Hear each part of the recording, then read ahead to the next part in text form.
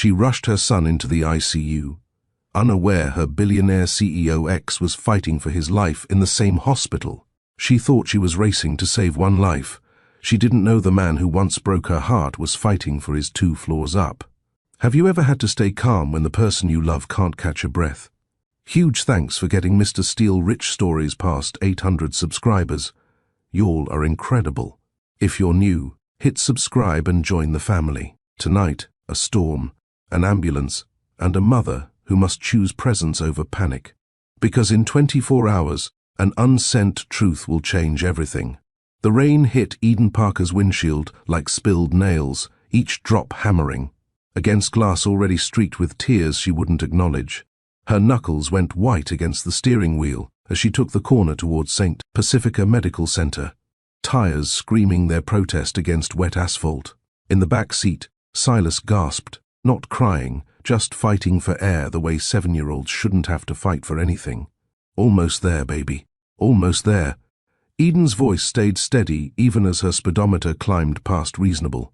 The hospital's emergency entrance bloomed red through the storm, those blessed automatic doors already sensing her approach, sliding open like arms ready to catch them both. She didn't park. She abandoned it. Door hanging open, hazards blinking their frantic rhythm, Eden lifted Silas from his car seat, his small body burning against her rain-soaked jacket. His chest pulled inward with each breath, that hollow beneath his ribs deepening, the sight that had launched her from their apartment 15 minutes ago when his usual inhaler did nothing. Pediatric respiratory distress incoming. Someone shouted before Eden's feet hit the tile. The triage team materialized like they'd been waiting. Dr. Rowan Ivers with hands that moved faster than thought, Nurse Talia Reed already wheeling equipment into position. How long has he been like this? Dr. Ivers asked, fingers already on Silas's pulse, eyes tracking the blue tinge creeping around his lips. 20 minutes, maybe 25, his rescue inhaler. Eden's explanation got swallowed by motion as they transferred Silas to a gurney. The nebulizer mask covered half his face, making him look smaller, more fragile than any 7-year-old should look. Continuous albuterol, prep for 4 steroids, Dr. Ivers called out, his voice carrying that particular calm that emergency doctors perfect, urgent without panic, swift without chaos. Mum, you're doing great. Stay where he can see you. Eden grabbed Silas's hand, matching her breathing to the rhythm she wanted him to find. Slow in, slower out. The monitors began their electronic symphony, oxygen saturation climbing from dangerous red numbers towards something that loosened the fist around her heart. 82, 85, 88. That's it, sweetheart, she whispered against his forehead. You're doing so good. Mummy's right here. The word here became her anchor. Not racing through possibilities, not drowning in what-ifs, just here, present. Her son's hand in hers, his breathing gradually sinking with the steady hiss of medication turning to mist in his mask. This was what mattered. Not the meeting she'd abandoned, not the promotion she'd been chasing, not the life she'd been running towards so fast she'd almost missed the one right in front of her. Saturations at 92, Nurse Reed announced, adjusting the 4-line with practiced precision. He's responding well. Eden felt her knees threaten to buckle, relief hitting harder than fear had. She kissed Silas's knuckles, tasting salt from tears she hadn't realized were falling. In the corner of the emergency department, a television played the late news on mute, something about a tech CEO and stock prices, but Eden's world had shrunk to this gurney, this hand in hers, this next breath, and the next. We're going to move him to pediatric ICU for monitoring, Dr. Ivers explained, his tone shifting from crisis to care. Standard protocol with severe asthma exacerbation. He'll need continuous treatments overnight, but he's stable. You got him here in time. In time. Those 2 words held entire futures.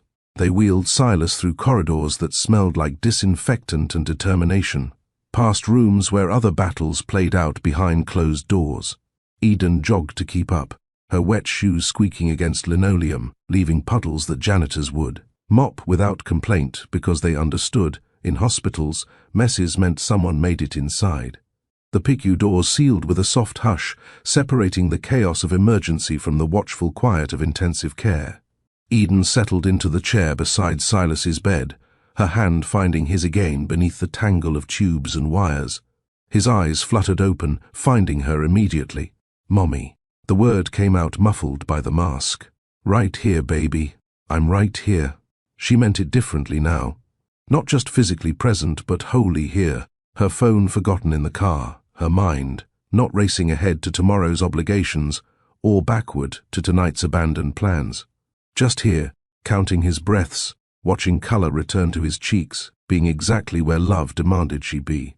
The PICU existed in its own time zone, where night and day blurred into cycles of medication and monitoring.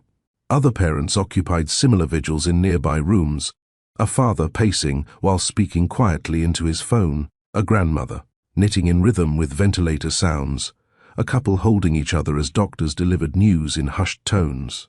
Eden had been in this space before, when Silas was 4, and pneumonia had complicated into something worse. She'd learned then that hospitals had their own language, their own hierarchy of beeps and alarms. The steady ones meant stability. The urgent ones brought nurses running. You learned quickly which sounds meant crisis and which just meant machines talking to themselves. First time here? The question came from the woman in the next bay over, separated by a curtain that provided the illusion of privacy. Or return visitor. Second visit, Eden admitted quietly. You. Fifth. My daughter has a congenital heart condition. We're regulars. The woman's voice carried the exhaustion of someone who'd learned to function on adrenaline and whatever passed for coffee in hospital cafeterias. It gets easier and harder at the same time, if that makes sense. It did. Eden understood the paradox of experience. Knowing what to expect didn't make it hurt less, just differently. 3 floors above, in the adult cardiac intensive care unit, Hunter Sloan shifted in medication-dulled sleep.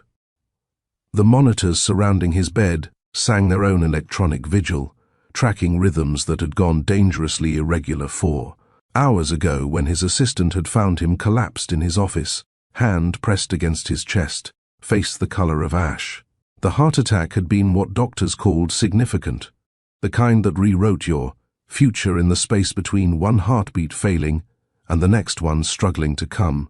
At 41, Hunter had believed himself immune to such ordinary mortality. He ran, didn't smoke, paid a nutritionist to plan meals he rarely had time to eat. But hearts, it turned out, kept their own accounts, and he had finally called in debts accumulated through years of 18-hour days and stress that lived permanently in his shoulders. His nurse, an efficient professional named Bradley, checked vitals with the quiet competence of someone who'd seen too many executives ignore chest pain until it became a catastrophe.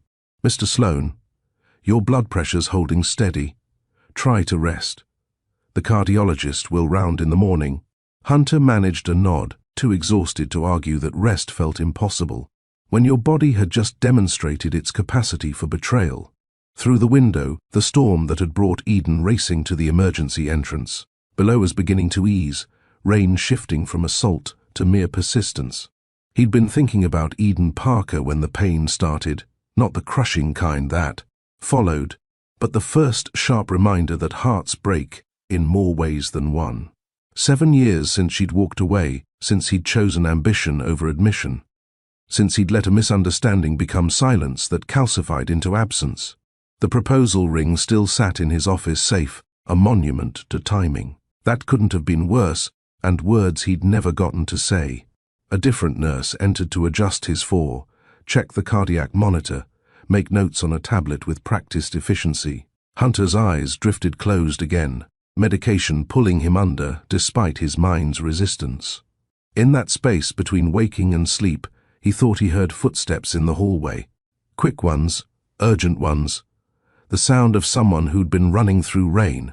But the medication won, dragging him down into uneasy dreams where he kept trying to catch something that stayed just out of reach. Back in the PICU, Silas's breathing had settled into a rhythm that allowed Eden to release the terror she'd been holding since his first wheeze. Talia returned with a blanket and a cup of something that approximated coffee. offering both with a smile that acknowledged the liquid's inadequacies. "Hospital special," she said. "Tastes like regret, but it's warm." Eden accepted gratefully, wrapping her hands around the cup more for the heat than any expectation of quality. "Thank you. For everything. For knowing exactly what to do when I was falling apart." "You weren't falling apart. You were being present while scared, which is basically the definition of bravery." Talia checked Silas's oxygen levels, adjusted the nebulizer's flow with minute precision. "These numbers look good. He's a fighter, your boy. He shouldn't have to fight this hard just to breathe." "No," Talia agreed simply.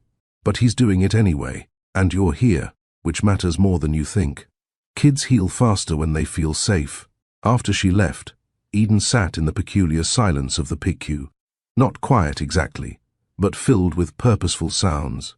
Ventilators breathing for those who couldn't, monitors tracking hearts that needed watching, the soft conversations of medical staff coordinating care with the efficiency of people who held lives in the balance every shift. She thought about the presentation she'd abandoned mid-sentence, the Singapore client who'd been on the video call when she'd grabbed her keys and run, that promotion she'd been chasing, associate director, better salary, validation that she was, succeeding at the life she'd built from nothing after everything fell apart 7 years ago. It felt distant now, like something that mattered to a different person in a different life. Her phone, still in the car, probably held a dozen messages about consequences and disappointment. But consequences could wait. Disappointment could queue behind the relief of watching her son's chest rise and fall without. That terrible pulling, that hollow space that meant air wasn't reaching where it needed to go. "Mommy." Silas's voice came small and sleepy behind the mask. "Right here, baby. Are we staying here tonight?" "Yes. The doctors want to watch you. Make sure the medicine keeps working." "Okay." He accepted this with the resignation of someone who'd done this before. "Will you stay too?" "I'm not going anywhere." The promise felt sacred, absolute. "You and me, we're a team. Teams stick together." His hand squeezed hers once, twice, then relaxed as sleep claimed him again. Eden watched him in the low light, memorizing the peace on his face now that breathing had stopped being a battle. She thought about all the moments she'd been chasing future security instead of present connection. All the times she'd chosen productivity over this, simply being here, fully here, for the person who needed her most. The attending physician stopped by near midnight, a woman named Dr. Cassidy Morris who carried a tablet and the kind of calm that came from years of delivering news both good and devastating. "Silas is responding beautifully to treatment," she said, keeping her voice low to avoid waking him. "We'll continue the continuous nebulizers through the night, monitor his oxygen levels, and adjust as needed. Plan for at least 48 hours here, but he's past the crisis point." 48 hours, Eden repeated, doing math about work obligations and childcare arrangements, and all the logistical complications that came with unexpected hospitalization. Dr. Morris seemed to read her mind. "There's a social worker who can help with the practical details. Work notifications, insurance questions, parking passes. Don't try to carry all of this alone." After she left, Eden sat with that instruction.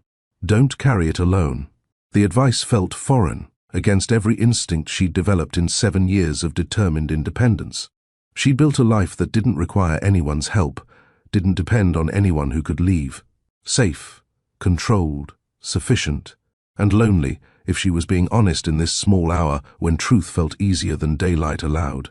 Above her, separated by 3 floors and 7 years of silence, Hunter Sloan dreamed of rain and proposals. That never happened, and a woman whose name he'd called out in delirium before the EMTs arrived.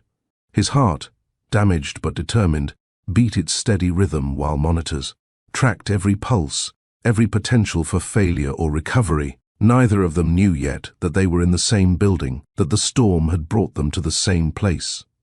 At the same time, that the truth Eden had mailed 7 years ago was about to become impossible to avoid.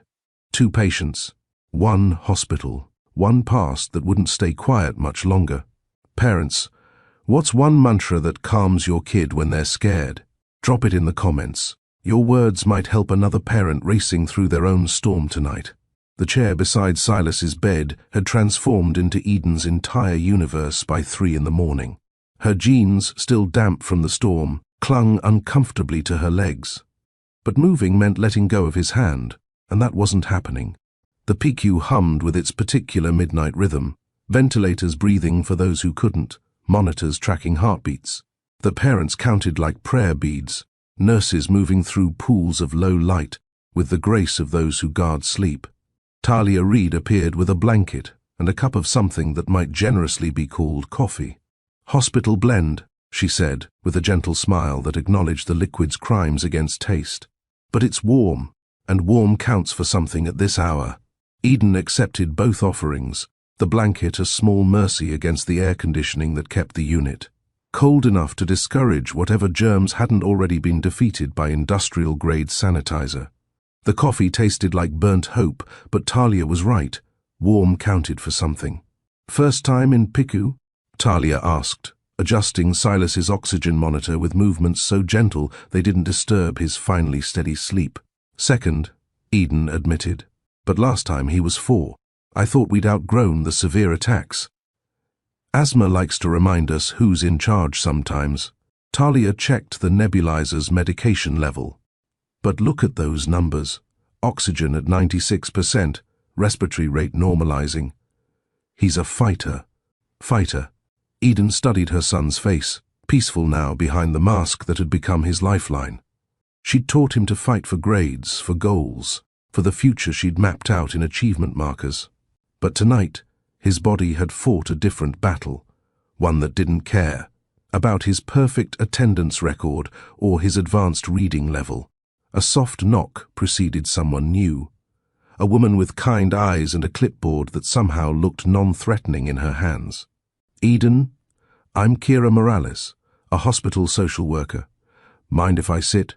Eden gestured to the empty chair, too tired to wonder what forms needed filling at this ungodly hour.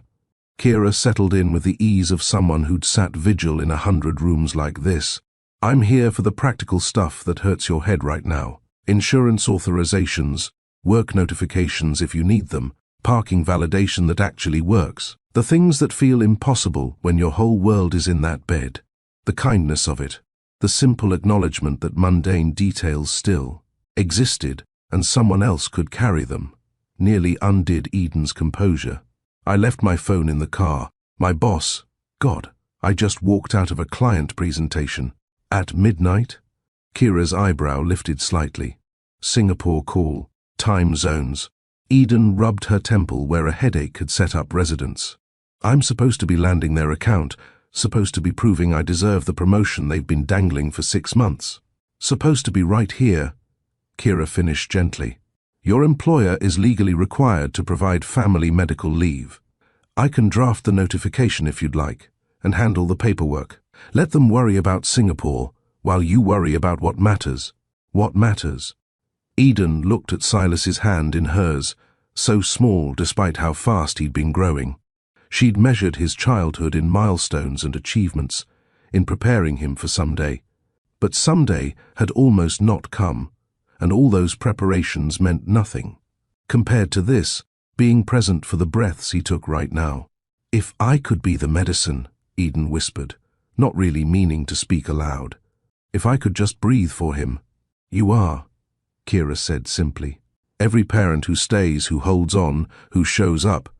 Your medicine these monitors can't measure. He knows you're here. That matters more than you think."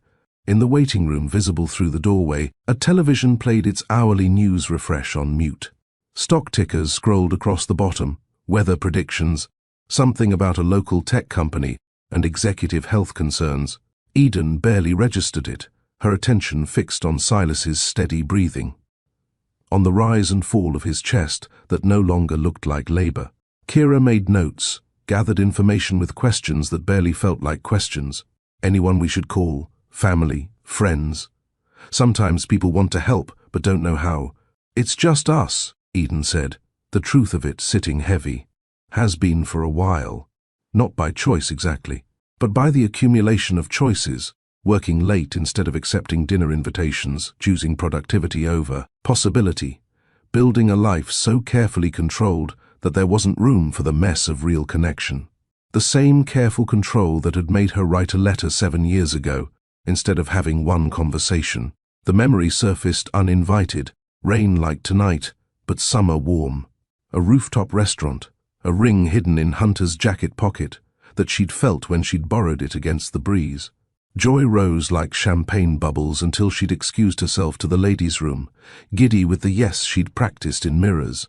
But another patron had been showing her phone to her companion, and there it was, a gossip. Sight photo of Hunter at a charity gala the week before when he'd said he was in Boston. A woman's hand on his arm, her face turned away, but her body language suggesting intimacy. The headlines speculating about the tech world's most eligible bachelor finally being caught. Eden had stared at that photo until her eyes burned, doubt spreading like spilled wine across white cloth. When she'd returned to the table, the ring never appeared. Hunter had seemed distracted, checking his phone, mentioning a crisis with investors, and Eden had smiled and nodded and felt the eyes die in her throat. The letter she'd left with his building's front desk that night had been precise in its pain. Explanation and goodbye wrapped in words that didn't convey how much it cost to write them. Clean break, she'd told herself. Better to leave with dignity than wait to be replaced. The second letter, mailed 3 weeks later when the pregnancy test turned positive, had been harder. She'd sent it to his office, marked personal and confidential, with her new address and phone number included. Waited 3 months for any response, a call, a letter, even just acknowledgement that he'd received it. Silence had been her answer. She'd moved forward then, built a life that didn't include space for Hunter Sloan or the future they'd almost had. Focused on Silas, on work, on proving she could do this alone because alone was all she had. Eden? Doctor. Ivers appeared in the doorway, pulling her back to now. Good news. Silas is responding beautifully to treatment. We'll keep him on continuous nebulizers through the night, 4 steroids to reduce inflammation. Plan for at least 48 hours here, but he's turned the corner. 48 hours. In her other life, the one from yesterday, that would have meant catastrophe. Missed meetings, lost opportunities, the Singapore deal definitely dead. But sitting here with Silas's pulse steady under her fingers, those concerns felt like artifacts from someone else's priorities. Whatever he needs, Eden said, meaning it absolutely. Dr. Ivers smiled, the expression of someone who'd seen parents rearrange their entire existence in these chairs. He needs rest, medication, and time. And you being here, that's medicine too. Kids heal faster when they feel safe. Safe. Eden thought about all the ways she'd tried to create safety through control, through planning, through never depending on anyone else. But real safety, she was learning, might be simpler.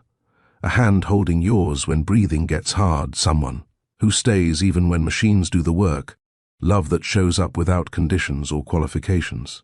Kira left forms and gentle instructions, promising to return in the morning with parking passes and official letters that would make Eden's absence acceptable to people who measured worth in billable hours. Talia brought another blanket and didn't mention the tears that had finally come, silent and necessary, as the rain was still falling outside. I'm not going anywhere, Eden whispered to Silas as dawn crept grey through the windows. Not anymore. The promise felt larger than this room, deeper than this crisis. She'd spent 7 years going everywhere, forward, upward, away from the ghost of what might have been. But her son had needed her to stop, to stay, to be present for the breath he was taking right now instead of the future she was racing toward. And in that stillness, something shifted. Not healing, exactly, but the kind of honest exhaustion that stops pretending and just exists. 3 floors up, morning brought its own reckonings. Hunter woke to find his assistant, an efficient professional named Lauren, in the doorway with coffee that smelled expensive and news that probably wasn't. The board convenes at 9, she said carefully. They're calling it a wellness check, but Pierce has been making calls since 6 a.m. Thought you should know. Hunter's heart monitor registered his reaction before he could control it, earning a warning. Look from Bradley. who appeared as if summoned by the mere suggestion of stress. "No board meetings from bed," Bradley said firmly. "Doctor's orders. Your heart just tried to quit. Maybe give it 24 hours before the hostile takeover attempts." "It's not a takeover. It's standard continuity protocol," Lauren started. "It's Pierce being Pierce," Hunter interrupted, too tired for corporate doublespeak. "Tell them I'm alive, stable, and will participate via video once Dr. Caldwell clears it. Probably tomorrow." After Lauren left with instructions and visible relief, Bradley adjusted the four with practiced efficiency. "You know what helps hearts heal? Not thinking about people trying to steal your job while you're in intensive care." "Noted." Hunter stared at the ceiling tiles, counting holes because it was better than counting regrets. His office had been cleared per protocol, personal items boxed, computer locked, safe contents inventoried. Standard procedure when executives collapsed, Lauren had explained. Nothing personal, just protecting company assets and sensitive information. But it felt personal. Felt like his life being packed away while he was still breathing, still fighting to keep breathing, still trying to figure out how he'd gotten here, 41 and alone, and successful at everything except what mattered. He'd been thinking about Eden when the pain started, not for the first time that week, or that month, or that year if he was being honest. 7 years hadn't erased her, had just moved her from present tense to persistent ache, the kind that lived in his chest alongside whatever cholesterol blockage had finally demanded attention. "Mr. Sloan?" A new voice, this one carrying a tablet and the kind of authority that made billionaires feel like kindergartners. Dr. Mira Caldwell, the cardiologist who'd inserted stents while Hunter was unconscious and probably saved his life. "How are we feeling this morning?" "Alive," Hunter offered, the words both grateful and embarrassed. "Barely. And only because your assistant had the good sense to call emergency services when you insisted you just needed aspirin." "Doctor." Caldwell pulled up his cardiac readings on the bedside monitor. 3 days of chest pain you ignored. Shortness of breath you attributed to stress. Left arm numbness you Googled instead of addressing. Your heart attack was entirely preventable if you'd just listened to your body instead of your schedule. "I know." Hunter had heard variations of this lecture before, after his father's death 7 years ago. Had promised himself he'd be different. Had lied, apparently. Rest, Dr. Caldwell prescribed with the finality of someone who'd seen too many repeat customers. Real rest. Not the kind where you work from bed, the kind where you remember you're human, not a productivity machine. She left him with that thought, and a blood pressure cuff that tightened every 15 minutes like a mechanical conscience. Hunter closed his eyes, trying to follow orders, trying to rest. But his mind kept circling back to the same place it had been when his heart decided to object. To Eden, to the letter she'd left, to the proposal he'd never given, to 7 years of wondering where she'd gone and why. His phone, confiscated by Bradley but visible on the side table, held 7 years of dead-end searches. Private investigators who'd found nothing. Her mother who'd refused to share anything beyond she's safe and doesn't want contact. Friends who'd closed ranks or genuinely didn't know. Eden Parker had vanished like she'd never existed, leaving only the memory of Slow, dancing in his kitchen, and the ring in his safe that had never found her finger. "You need something for pain?" Bradley asked, noting whatever expression had crossed Hunter's face. "No," Hunter said. "Just thinking."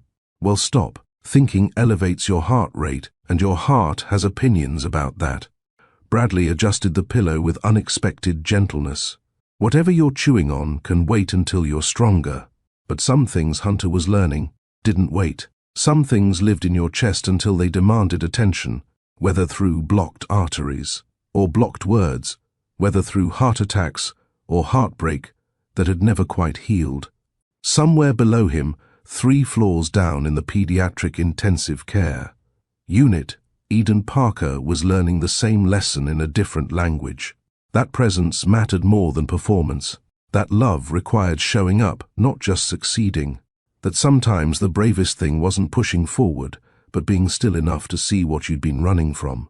Neither of them knew yet that they were in the same building, that the storm had brought them to the same place after 7 years of separation. that the truth was about to become impossible to avoid. What's one small thing that helped you through a scary hospital night? Share below. Your comfort might be exactly what another parent needs to hear. 7 years ago, Eden had believed in signs. The way Hunter appeared at her favorite riverside market on a Saturday when she'd sworn off, dating, examining handmade journals at the booth where she bought her poetry notebooks. He'd picked up the one with constellation maps on the cover, the exact one she'd been saving for. Good choice, she'd said, then immediately regretted speaking to a stranger. He'd turned, and his smile had rearranged something fundamental in her chest. Is it? I know nothing about journals. I just like that this one maps out where we're going instead of where we've been. He'd insisted she take it. She'd insisted on coffee as payment. 3 hours later, they were still talking as the market vendors packed up. Around them, and Eden had forgotten she didn't believe in signs anymore. Hunter Sloan wasn't what she'd expected from tech money. He remembered the names of every barista, carried cash specifically to tip, street musicians, and read actual books with bent corners and coffee stains. He put too much sugar in her tea when he made it, claiming she needed sweetening. He slept on the door side of the bed because his mother had taught him that's where protectors belonged. 6 months in, Eden had started leaving poetry on his pillow. Small things, written on the backs of takeout receipts or margins of newspapers. Hunter saved every one in a box marked evidence of magic. He'd proposed 1,000 times in small ways before the ring ever entered his pocket.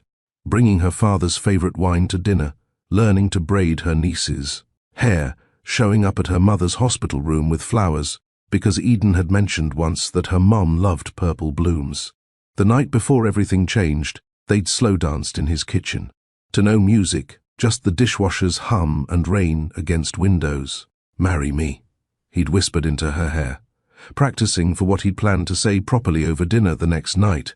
Eventually she'd whispered back, not knowing that eventually had an expiration date already printed in tomorrow's gossip columns. The photo had looked like betrayal formatted for maximum impact. Hunter at the Sloan Industries Foundation gala, a woman leaning close enough to share secrets or breath, her hand on his sleeve with the intimacy of possession. The caption speculated about the mysterious brunette who'd finally captured the CEO's attention. Eden had stared at it in that restaurant bathroom until her vision blurred, doubt spreading through her chest like ink in water. She'd returned to the table differently. Hunter had seemed distracted too, checking his phone repeatedly, mentioning problems with investors that required immediate attention.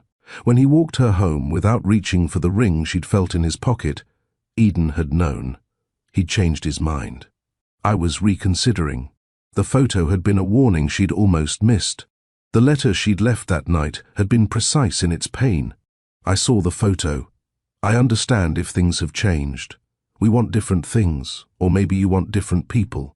I'm choosing to leave with dignity rather than wait to be left. Don't call. Let me keep the good memories intact.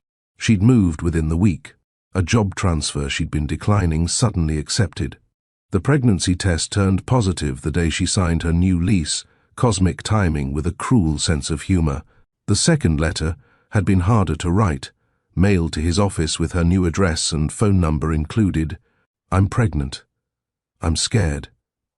I love you enough to let you choose what role you want in this. My number stays the same for 3 months, if you want to discuss what comes next. 3 months became 6. 6 became a year. Silence, Eden learned, was also an answer. She'd built a life from that silence. Silas at the center, work providing structure, independence becoming identity. Present day, the PICU at 5:30 in the morning had its own rhythm. Shift changes and coffee runs, parents stumbling from uncomfortable chairs with backs that would never forgive them. Talia appeared at Eden's shoulder, with the gentle insistence of someone who'd seen exhaustion win too many battles. Silas is stable, deeply asleep, and will be for hours, she said firmly. You need to walk. Eat something that isn't from the emergency stash. Remember you have legs. 10 minutes. Doctor's orders.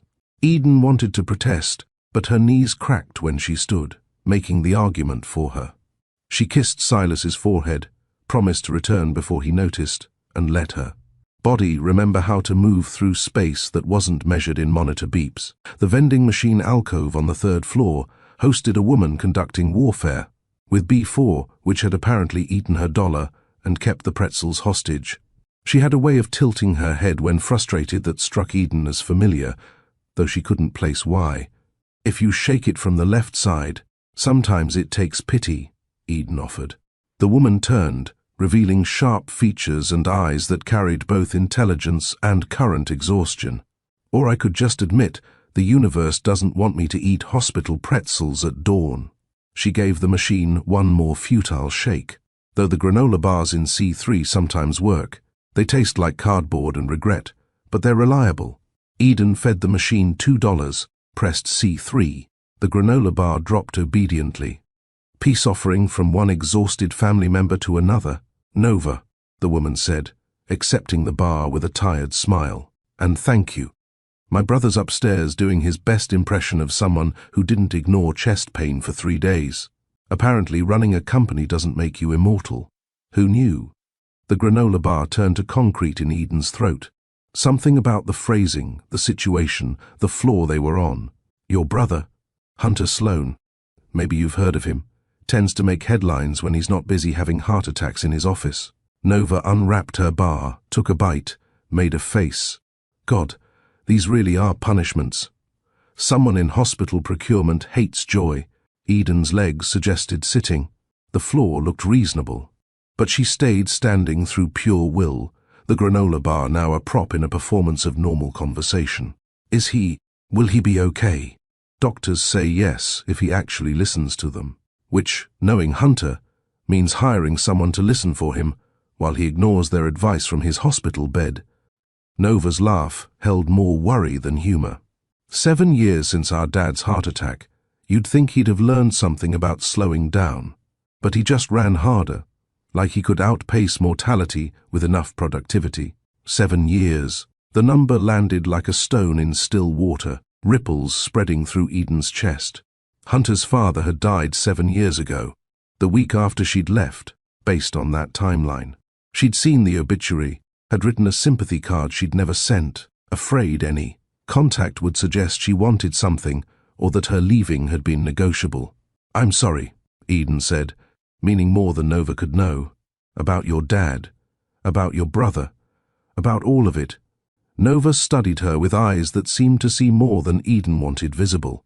You know, it's strange. He was asking for someone when they brought him in. Delirious from pain, probably, but he kept saying a name. Eden. Our grandmother was named Eden, so maybe he was thinking of her. But the way he said it, she shrugged, like it was someone who should be called, someone who should know. The floor really did look reasonable now. Eden gripped the vending machine, metal cool against palms that had gone hot. I should get back. My son... Of course. Thank you for the cardboard bar. Nova's smile turned softer. I hope your son is okay. This place is rough on parents and kids both. Eden made it 3 steps before Nova's voice followed. Hey, I didn't catch your name? The lie sat ready on her tongue. 7 years of practice made it easy to be anyone but herself. But hospitals had a way of making truth feel necessary. Like lying here might jinx whatever recovery you were praying for. Eden, she said without turning. My name is Eden. The silence behind her stretched like a held breath. Then footsteps, quick ones, but Eden was already moving, already walking, in the urgent way that wasn't quite running but suggested an emergency. Back through doors that locked behind her, back to Silas's room where monitors promised he was safe, stable, still hers to protect. She sank into her chair, heart hammering its own medical emergency. Through the window, dawn had broken properly, painting the walls rose gold with promise she didn't trust. Somewhere above her, Hunter Sloan was recovering from a heart attack, asking for someone named Eden in his delirium. Someone who'd been 3 floors down all night, holding another piece of his history he didn't know existed. Nova would tell him. Of course she would. The stranger by the vending machine named Eden the way she'd fled, the granola bar abandoned on the nearby surface like evidence. Silas stirred, his hand seeking hers even in sleep. Eden held on. anchoring herself to this moment, this child, this life she'd built from. Silence and strength, and the absolute certainty that some doors needed to stay closed. But hospitals, she was learning, didn't respect closed doors. They brought people together in crisis, forced proximity when distance had seemed safer, made truth inevitable when avoidance had been the entire strategy. Her phone, retrieved from the car by a kind nurse during shift change, showed 17 messages. Her boss, her mother, 2 friends she'd been meaning to call back for weeks. All of them suddenly felt distant, irrelevant compared to the reality that Hunter Sloan was 3 floors above her.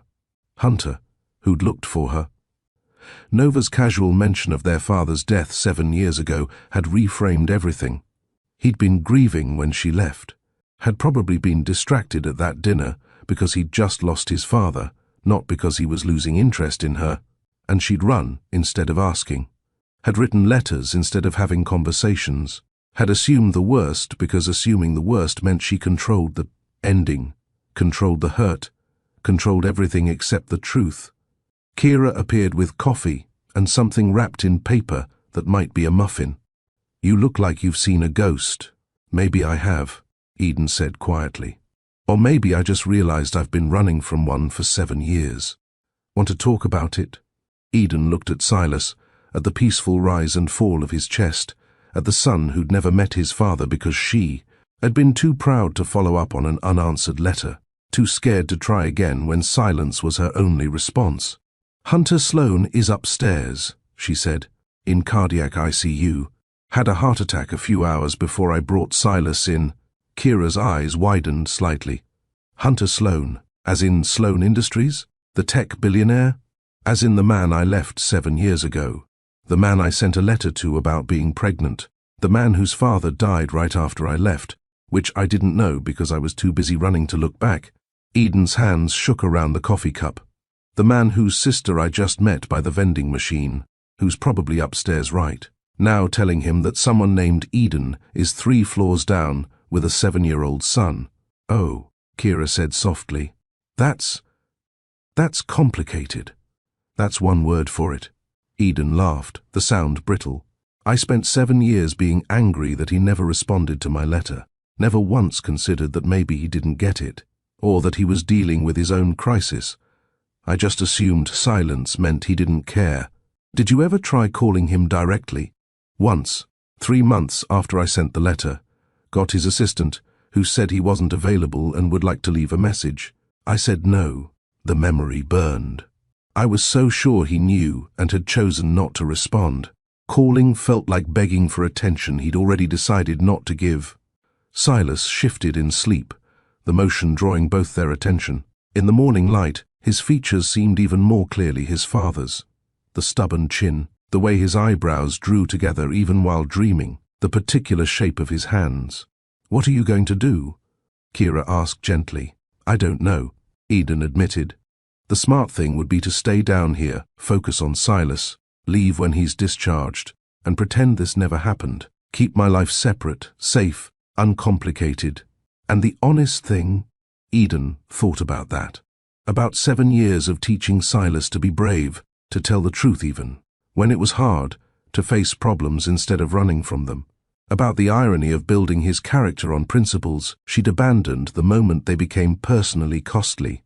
The honest thing would be to talk to Hunter, to tell him about Silas, to admit I made assumptions instead of asking questions. She looked at Kira. "But I'm terrified." "Of what?" "That he'll be angry I kept Silas from him. That he'll want custody, lawyers, fights. That he'll want nothing to do with us, and I'll have to explain that to Silas eventually. That he'll want everything, and I'll lose the life I built." Eden's voice cracked. "That he'll look at me and see someone who ran instead of stayed, who chose pride over partnership, who broke us and blamed him for it. Those are all valid fears," Kira acknowledged. "They're also all assumptions about what he'll think and feel. You could ask him instead." Eden looked toward the doorway, toward the elevators that could take her up 3 floors to the adult cardiac ICU, to conversations that would change everything. Again. Not now, she decided. Not while Silas is sick. Not while I'm exhausted and Hunter's recovering from a heart attack. But maybe when things are calmer, when I can think straight and he can process without machines tracking his stress levels. That's fair, Kira said. Just don't wait 7 more years to have the conversation. After she left, Eden sat with her choices, past and potential future. Somewhere above, Nova was probably telling Hunter about the vending machine encounter, and Hunter was probably doing the same math Eden had done, the same recognition, and realization and reckoning with 7 years of silence.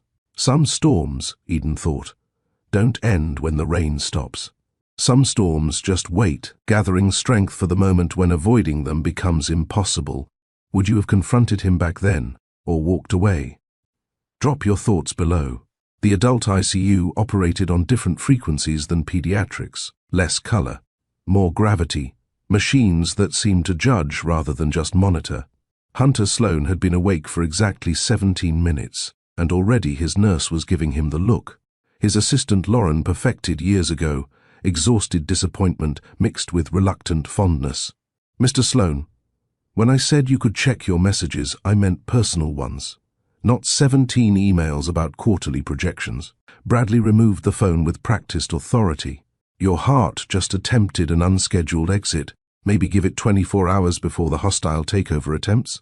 Dr. Mira Caldwell entered, carrying charts and the kind of authority that made billionaires feel like kindergartners. Hunter Sloan, 41 years old, convinced he's immortal despite genetic evidence to the contrary. Your heart would like to file a formal complaint. I'm alive, Hunter offered, the word embarrassing in its simplicity. Barely. And only because your assistant literally carried you to the ambulance when you collapsed. Lauren probably saved your life. Doctor, Caldwell pulled up his cardiac readings on the bedside monitor. 3 days of chest pain you ignored. Shortness of breath you attributed to stress. Left arm numbness you Googled instead of addressing. Your heart attack was entirely preventable if you'd just listened to your body instead of your calendar. I know. Hunter had heard variations of this lecture from his father's doctors 7 years ago, had promised himself he'd be different, had lied, apparently. Rest, Dr. Caldwell prescribed with the finality of someone who'd seen too many repeat customers. Real rest. Not the kind where you work from bed, the kind where you remember you're human, not a machine optimized for productivity.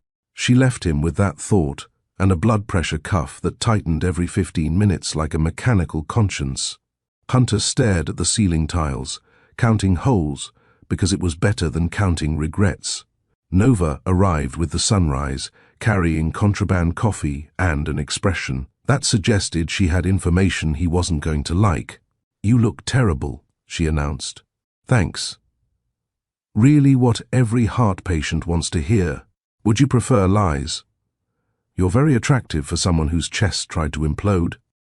She settled into the visitor's chair with the ease of someone who'd done this before with their father, though neither mentioned that ghost. Lauren sends her concern, and also her threat to password lock all your accounts if you check email again before noon. Lauren wouldn't. Lauren absolutely would. She's already done it. Your access expires in 43 minutes. Nova sipped her coffee, letting that land. But we need to talk about something else. Someone else, actually. Hunter's monitor betrayed him, heartbeat picking up enough to draw Bradley's attention through the doorway. A warning look suggested behavioral improvement or pharmaceutical intervention. I met someone at the vending machines this morning, Nova continued, voice carefully neutral. A woman with a son in a pediatric ICU. Her name is Eden. The name hit like electricity through damaged circuits. Hunter's chest tightened. Not cardiac this time, just the regular kind of pain that came with that particular collection of letters arranged in that particular order. She's here, Nova said simply. 3 floors down. Her son has severe asthma. Been here all night from what I could tell. Her son. The words rearranged themselves in Hunter's mind, looking for configurations that made sense. Eden, with a son. Eden here. Eden 3 floors down, while his heart tried to remember its rhythm. Did she... Hunter stopped, unsure what he was asking. Did she know I was here? Did she mention me? Did she look happy? Did she say anything about why she left? Every question felt both essential and impossible. She ran when she realized who I was talking about. Not literal running, but close. Very urgent walking in inappropriate footwear. Nova set down her coffee. Hunter, what happened between you two? Really happened, not the version where you just grew apart or timing was wrong.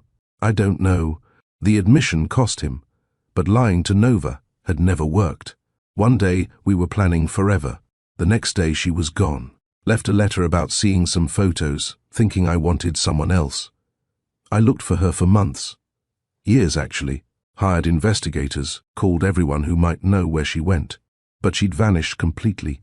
And you never found out why she thought you'd... The Meridian Foundation Gala. There were photos with Natalie Reeves, the foundation director. We were discussing the literacy program funding, but the angle made it look... Hunter closed his eyes. Intimate. Several gossip sites ran it. I didn't think Eden would see it, or that she'd believe anything other than the truth without asking me first. But she did see it, and didn't ask. She was gone before I could explain. Changed her number, moved across the country. Even her mother wouldn't tell me where. Said Eden had made her choice, and I needed to respect it. The helplessness of it still stung. I had the ring in my pocket that night. I was going to propose properly after dinner. Instead, I found a letter about how she'd rather leave than be left. Nova was quiet for a moment, processing. And now she's 3 floors down with a son who's probably around 7 years old, if I'm guessing ages correctly. The math was obvious. Hunter had done it the moment Nova said her son. 7 years since Eden left. 7 years since the letter and the silence and the searching that led nowhere. You think he's mine? Hunter said quietly. I think math is math. I also think you should ask her instead of assuming, since assumptions seem to be what broke you two in the first place. 3 floors down, Eden was fighting her own battle with exhaustion and truth. Silas had woken twice, each time reaching for her before his eyes even opened, confirming she hadn't left. Now he slept again, the nebulizer delivering medicine in steady puffs that Eden counted like meditation. She'd started writing in her phone's notes app. Not poetry anymore, just observations. The way Silas's eyelashes made shadows on his cheeks. How his hand had grown but still fit perfectly in hers. Small things she wanted to remember when this crisis became just another story of how they'd survived. Kira appeared with water and what might charitably be called a sandwich. Breakfast. Doctor's orders. You're no use to him if you collapse. I'm fine. You're running on adrenaline and whatever that coffee was pretending to be. Eat, drink, write your notes. These small rituals matter more than you think. Kira's voice held the wisdom of someone who'd guided hundreds of parents through these halls. Your son needs you strong, not just present. Eden took a bite, tasted nothing, swallowed anyway. Through the window, the hospital was waking up. Day shift arriving, breakfast, carts rolling, the business of healing resuming its routine. Somewhere above, Hunter was learning she existed in his proximity again. Nova would have told him by now. The thought of him 3 floors up made the sandwich harder to swallow. All these years, she'd imagined what she'd say if they met again. The explanations, the accusations, the careful indifference she'd practiced. But she'd never imagined it would be here, both of them broken in different ways, both holding vigil over damaged bodies that had carried them this far. Can I ask you something? Eden surprised herself by speaking. Do you believe in timing? Like, maybe things don't work out because the timing's wrong, not because the things themselves are wrong. Kira considered this, setting down her own coffee. I believe in showing up when it matters. The rest, timing, perfect moments, ideal circumstances, that's just fear dressed up as patience. Sometimes the right time is just whenever you're brave enough to try, and if you're never brave enough, then you spend your life wondering what if, which is its own kind of prison. Kira's expression softened. Whatever you're wrestling with, Eden, your son is watching, learning how to handle hard things by watching how you handle them. That's worth considering. After she left, Eden sat with that observation. Silas was always watching, always learning. She'd taught him to face his fears about needles, about hospitals, about breathing treatments that helped but felt scary, had taught him that being brave didn't mean not being afraid. It meant doing the hard thing anyway. And here she was, too afraid to take an elevator 3 floors up and have a conversation 7 years overdue. Back upstairs, Hunter was having his own philosophical discussion with Nova, though. His heart monitor kept interrupting with opinions about his blood pressure. "You could go see her," Nova suggested. "Just talk. Like adults who used to care about each other. I can barely walk to the bathroom without Bradley threatening sedation. Besides, what would I say? Sorry I let you think I was cheating. Also, why didn't you tell me about the child who's probably mine? You could start with hello. Work your way up from there." Hello. Hunter tested the word, found it insufficient for 7 years of silence. "Hello, I'm sorry. I never stop thinking about you, by the way. Do I have a son?" The monitor's alarm cut him off, bringing Bradley on a run. "Whatever you're thinking about, stop," Bradley ordered, adjusting medications with swift precision. "Your heart can't handle emotional marathons yet.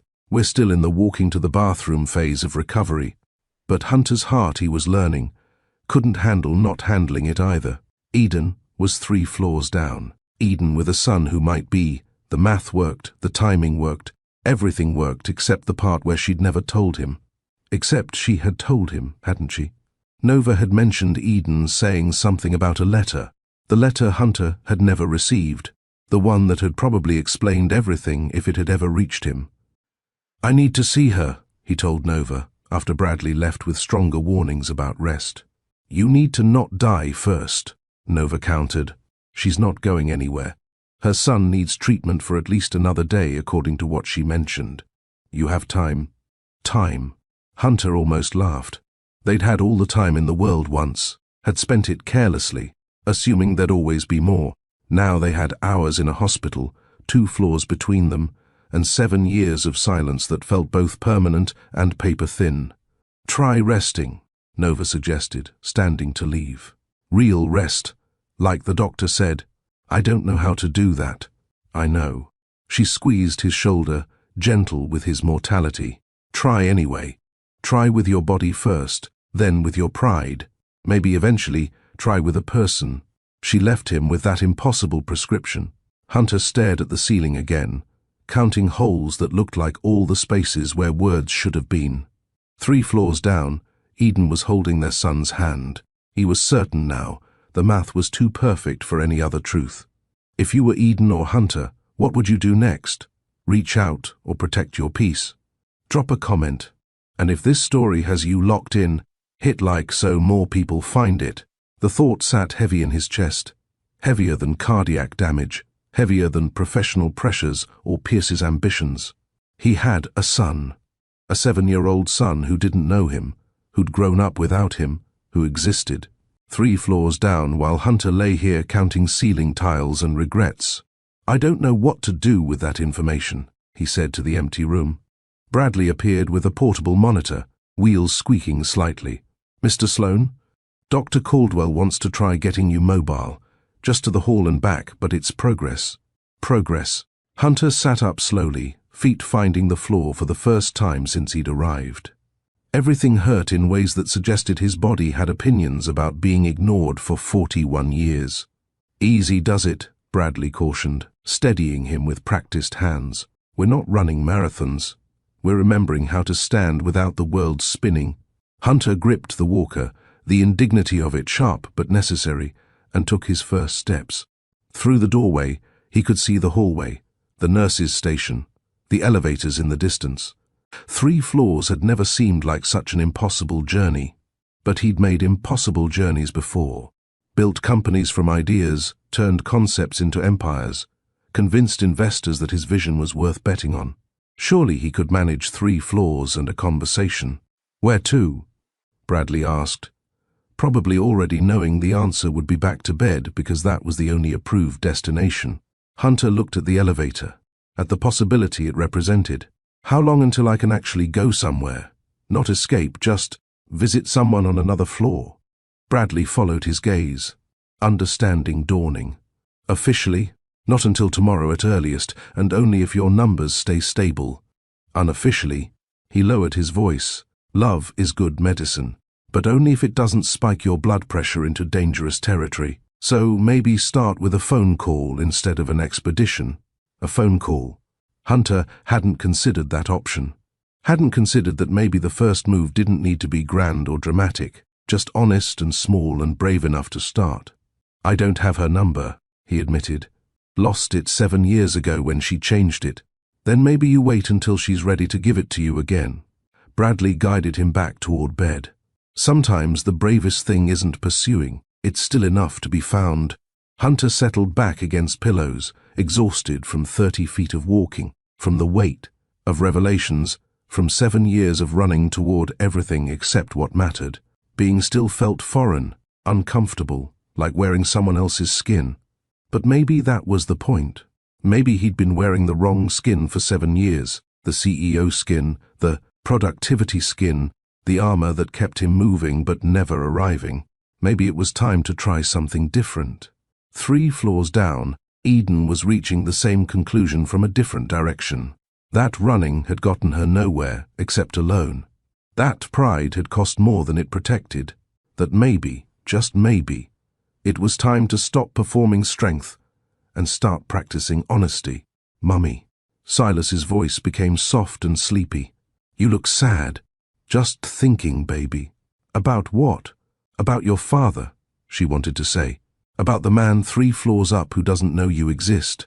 About 7 years of choices that seemed right at the time but looked different in hospital light. About how brave you are, she said instead, which was also true. And how I want to be as brave as you. Silas smiled, the expression sweet and trusting. You are brave. You brought me here when I couldn't breathe. That's super brave. That's different. That's easy bravery. When someone you love needs help. What's hard bravery? Eden thought about that. About elevators and conversations and admitting you were wrong. About letting people see you fail and asking them to choose you anyway. Hard bravery, she said slowly, is doing the right thing even when you're scared of what happens next. Like telling the truth even when you might get in trouble. Exactly like that. Silas nodded sagely, as if this made perfect sense to his 7-year-old logic. Then you should do that, Mummy. The hard, brave thing. Because that's what you always tell me to do. From the mouths of children, Eden thought, came the wisdom adults spent lifetimes avoiding. The family lounge on the 3rd floor existed in perpetual twilight, fluorescent bulbs, trying their best against grief and exhaustion that absorbed light like black holes. Eden sat in the corner furthest from the door, sketchbook open to a page where she'd been drawing maps of nowhere. 2 dots, 1 line between them, over and over, until the paper threatened to tear. She'd left Silas sleeping, stable, his numbers perfect enough that Talia had practically pushed her out. 15 minutes, minimum. Walk, breathe. Remember, you're a person, not just a parent. But being a person felt dangerous here, in this building where her past had taken up residence 3 floors above her present. The door opened softly. Eden knew without looking. Some recognition lived in your bones, survived 7 years of silence and deliberate forgetting. Hunter moved differently now. Careful steps pushing a walker that seemed to offend him personally. His face carried new angles, exhaustion carved into spaces that had once held easier smiles. But his eyes remained exactly as she remembered, grey like storms over water, seeing too much, saying more than words could manage. Hi, Eden. 2 words. 7 years collapsed into 2 words, and the space between them, measured in medical equipment and mistakes. You shouldn't be walking around. Her voice came out steadier than her hands. Don't people who have heart attacks need rest? Apparently, I'm terrible at rest. Ask anyone. He lowered himself into a chair with the concentration of someone relearning their body's limits. Bradley, my nurse, gave me 10 minutes of freedom before he stages an intervention. Nova said you might be here. Nova's been busy. Eden closed the sketchbook, hiding her nowhere maps, vending machine reconnaissance, and family updates. She mentioned the granola bars, said they're crimes against nutrition. A ghost of his old smile appeared, then faded. Also said you run pretty fast when you want to avoid someone. I had somewhere to be. Your son? Not a question. Hunter's hands gripped the walker's handles like anchors keeping him from drifting. Nova said, "Severe asthma?" "Yes."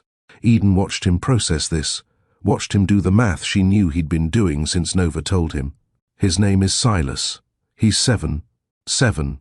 Hunter repeated it like learning a new language, testing the weight of it. Silas. That's a good name. Strong name. Silence settled between them, thick with everything they weren't saying.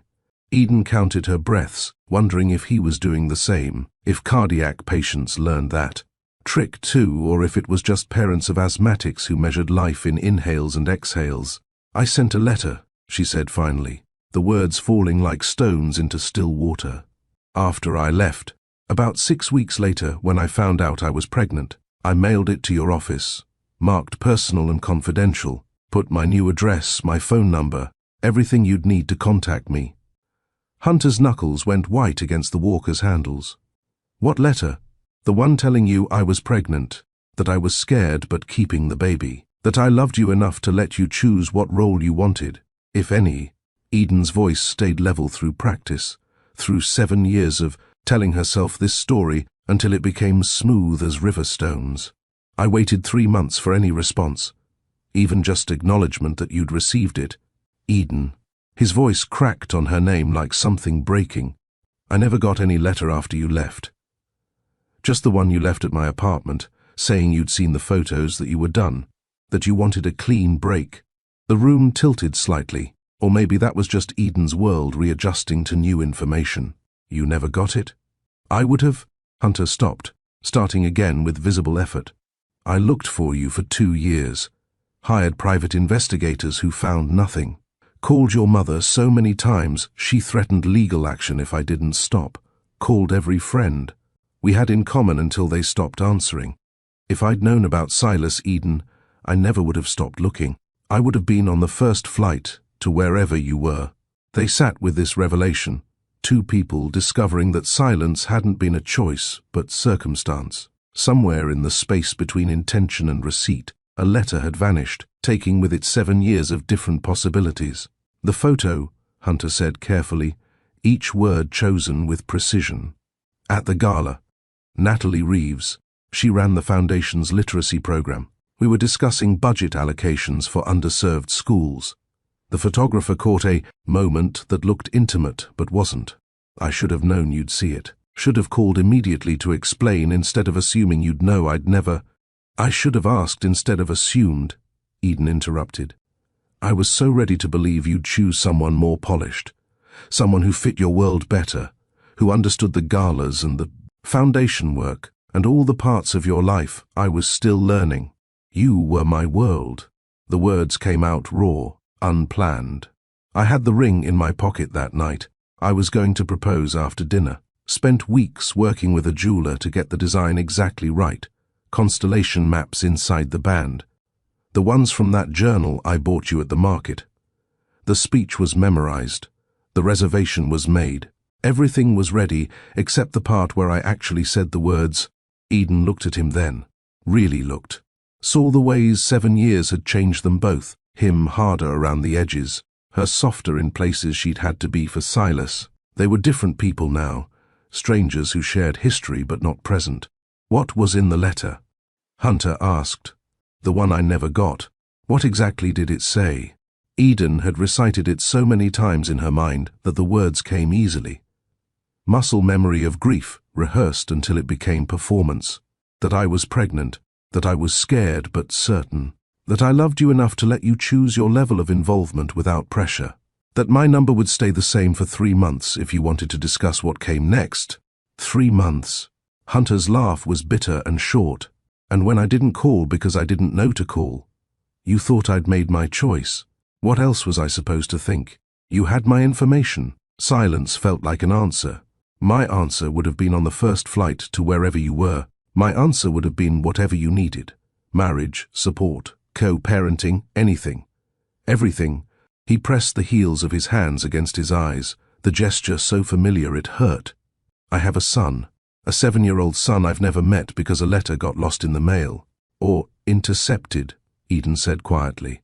"You said you were hiring private investigators. Someone looking for you, trying to find me. Maybe someone didn't want that letter reaching you. Maybe it was convenient for someone if you stayed focused on work instead of family. Hunter's expression shifted, understanding dawning. My father died that week, the week you sent the letter. Heart attack in his office, exactly like mine. The company was in chaos. People were sorting through his papers, his office, handling correspondence on my behalf because I could barely function. I'm sorry, Eden said, meaning it absolutely. I saw the obituary, almost sent a sympathy card, but thought it would seem manipulative given the timing. Like I was using your grief to get your attention. You had my attention. You always had my attention, even when I should have been paying attention to other things. Hunter shifted in his chair, wincing slightly. What's he like? Silas. Besides asthma. What does he love? And despite everything, the years, the hurt, the careful walls she'd built, Eden found herself telling him about Silas's obsession with space exploration, his gentle way with younger kids at school, how he built elaborate cities from blocks and Lego with backstories for every building. She told him about soccer practices where he played goalie because running made his lungs tight, about bedtime negotiations and the particular way he tried so hard to be brave even when his body scared him. He sounds incredible, Hunter said when she finished, his voice thick with things unsaid. You've done an amazing job raising him. I had to. There wasn't another option. There should have been. I should have been an option. He shifted forward, the walker preventing him from getting as close as he wanted. Can I meet him? Not now, obviously. When things are calmer, when you feel ready, when he's well enough. I don't want to upset him or complicate his recovery, but Eden, I'd like to know my son. If you'll let me. Eden wanted to say no. 7 years of protection insisted on it. But she thought about Silas asking why other kids had fathers at school events, thought about the careful way she'd explained that sometimes families look different, and it didn't mean anyone was less loved. Thought about the truth that had lived between them all this time, waiting. He's sick right now, scared. I won't upset him while he's recovering from a severe asthma attack. Of course. I wouldn't ask that. But maybe after. When he's home, when things are stable. The words felt like stepping off a cliff, trusting the ground would appear. He deserves to know you exist, to have the choice I thought you were making 7 years ago. Hunter nodded, accepting these terms like gifts. I want to do this right, whatever right looks like now, with everything that's happened. I don't expect to just step into his life and play father. I know I have to earn that, but I'd like the chance to try. I don't know what right looks like, Eden admitted. We're not those people anymore, Hunter. The ones who danced in your kitchen and believed in forever like it was guaranteed. No, he agreed. But maybe we can be people who figure out how to share a son, how to give him what we didn't have, the whole truth, even when it's complicated, even when it means admitting we both made mistakes. Bradley appeared in the doorway, looking disapproving in that particular way healthcare professionals perfected. Mr. Sloan, your 10 minutes became 25. Dr. Caldwell is about to send security to find you. Hunter stood carefully, the walker a reluctant necessity. Eden, thank you for telling me, for letting me tell you my side. For Silas, even though I wasn't there for you. For him, she watched him move toward the door. This man who'd been mythology for 7 years now made real and fragile and sorry. Hunter, he turned, hope and hesitation warring on his face. Get better. Whatever happens next, you need to get better first. Silas needs. She stopped, corrected herself. We need you to be healthy. For whatever comes next, I will, he promised. I have reasons now, better reasons than quarterly earnings and market share.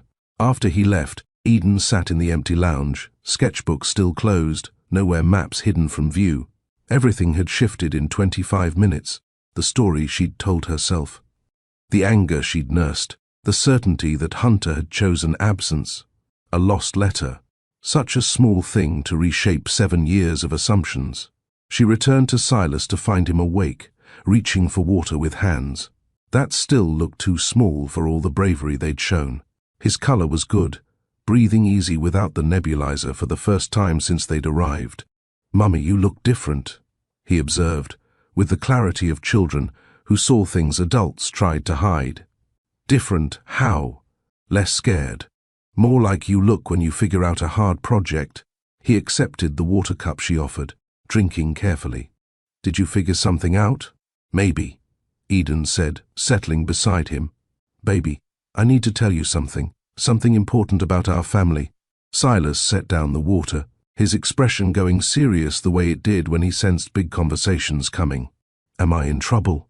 "No, sweetheart. Nothing like that." Eden took his hand, anchoring herself to this moment. "You know how you've asked about your dad? Why is he not around? You said he didn't know about me, that sometimes grown-ups have communication problems."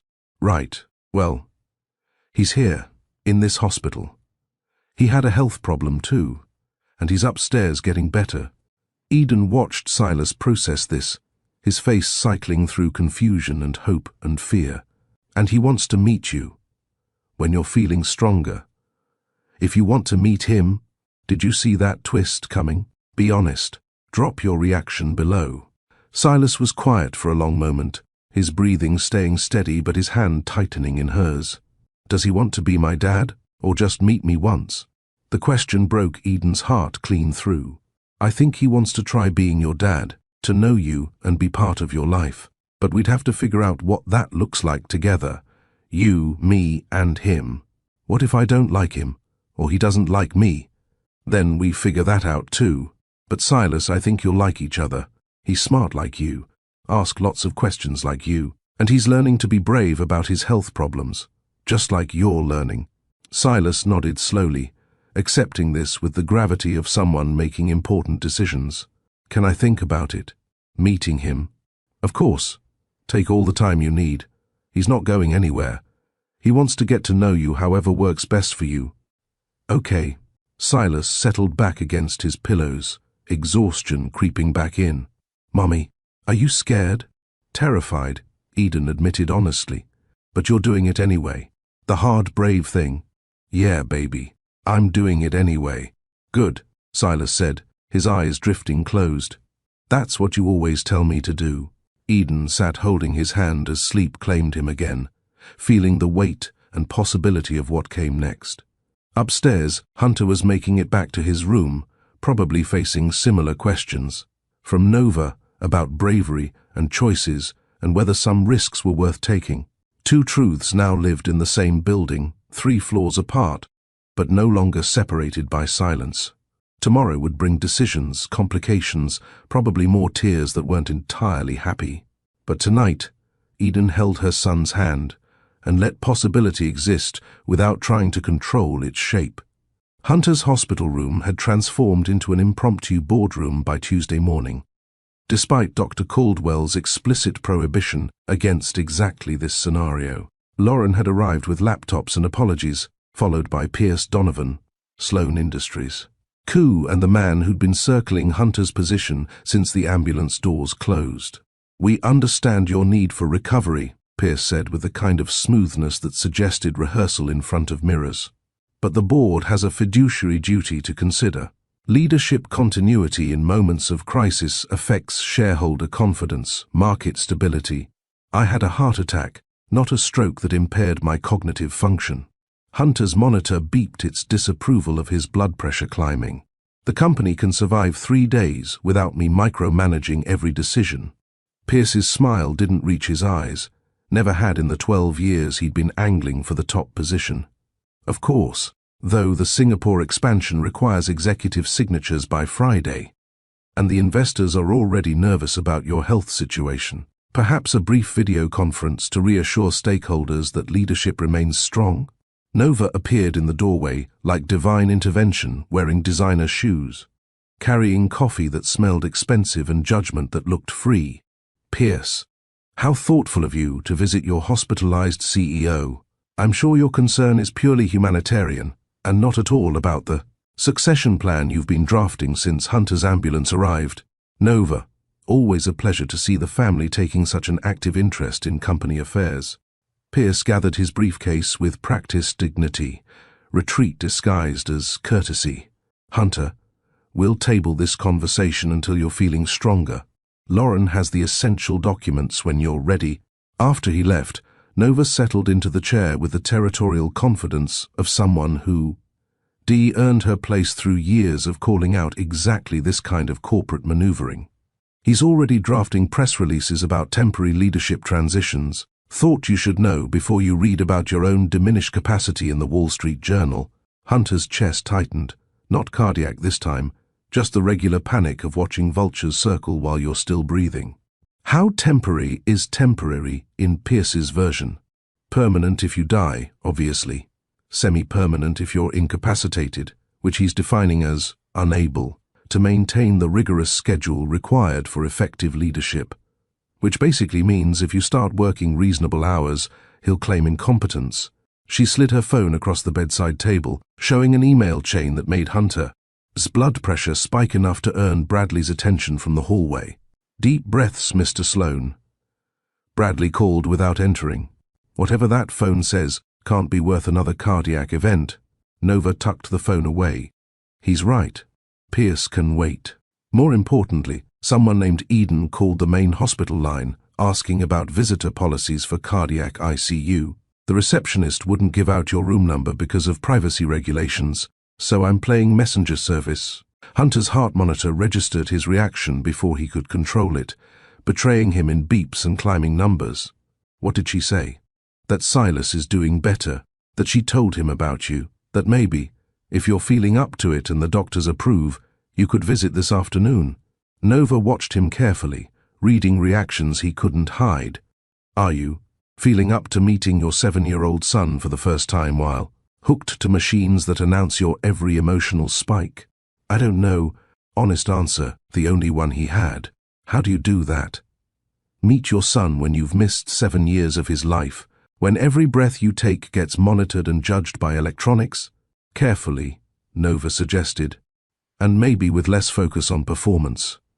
Kids see through pretending better than board members do. Just be honest. You're his dad. You didn't know he existed. You're sorry and scared and want to try. She left him with instructions to rest, warnings about Pierce's ambitions, and a text thread she'd started on his behalf. Thank you for being a reasonable sibling, he'd typed. Her reply was 3 fox emojis, which he chose to interpret as affection rather than commentary on his current predicament.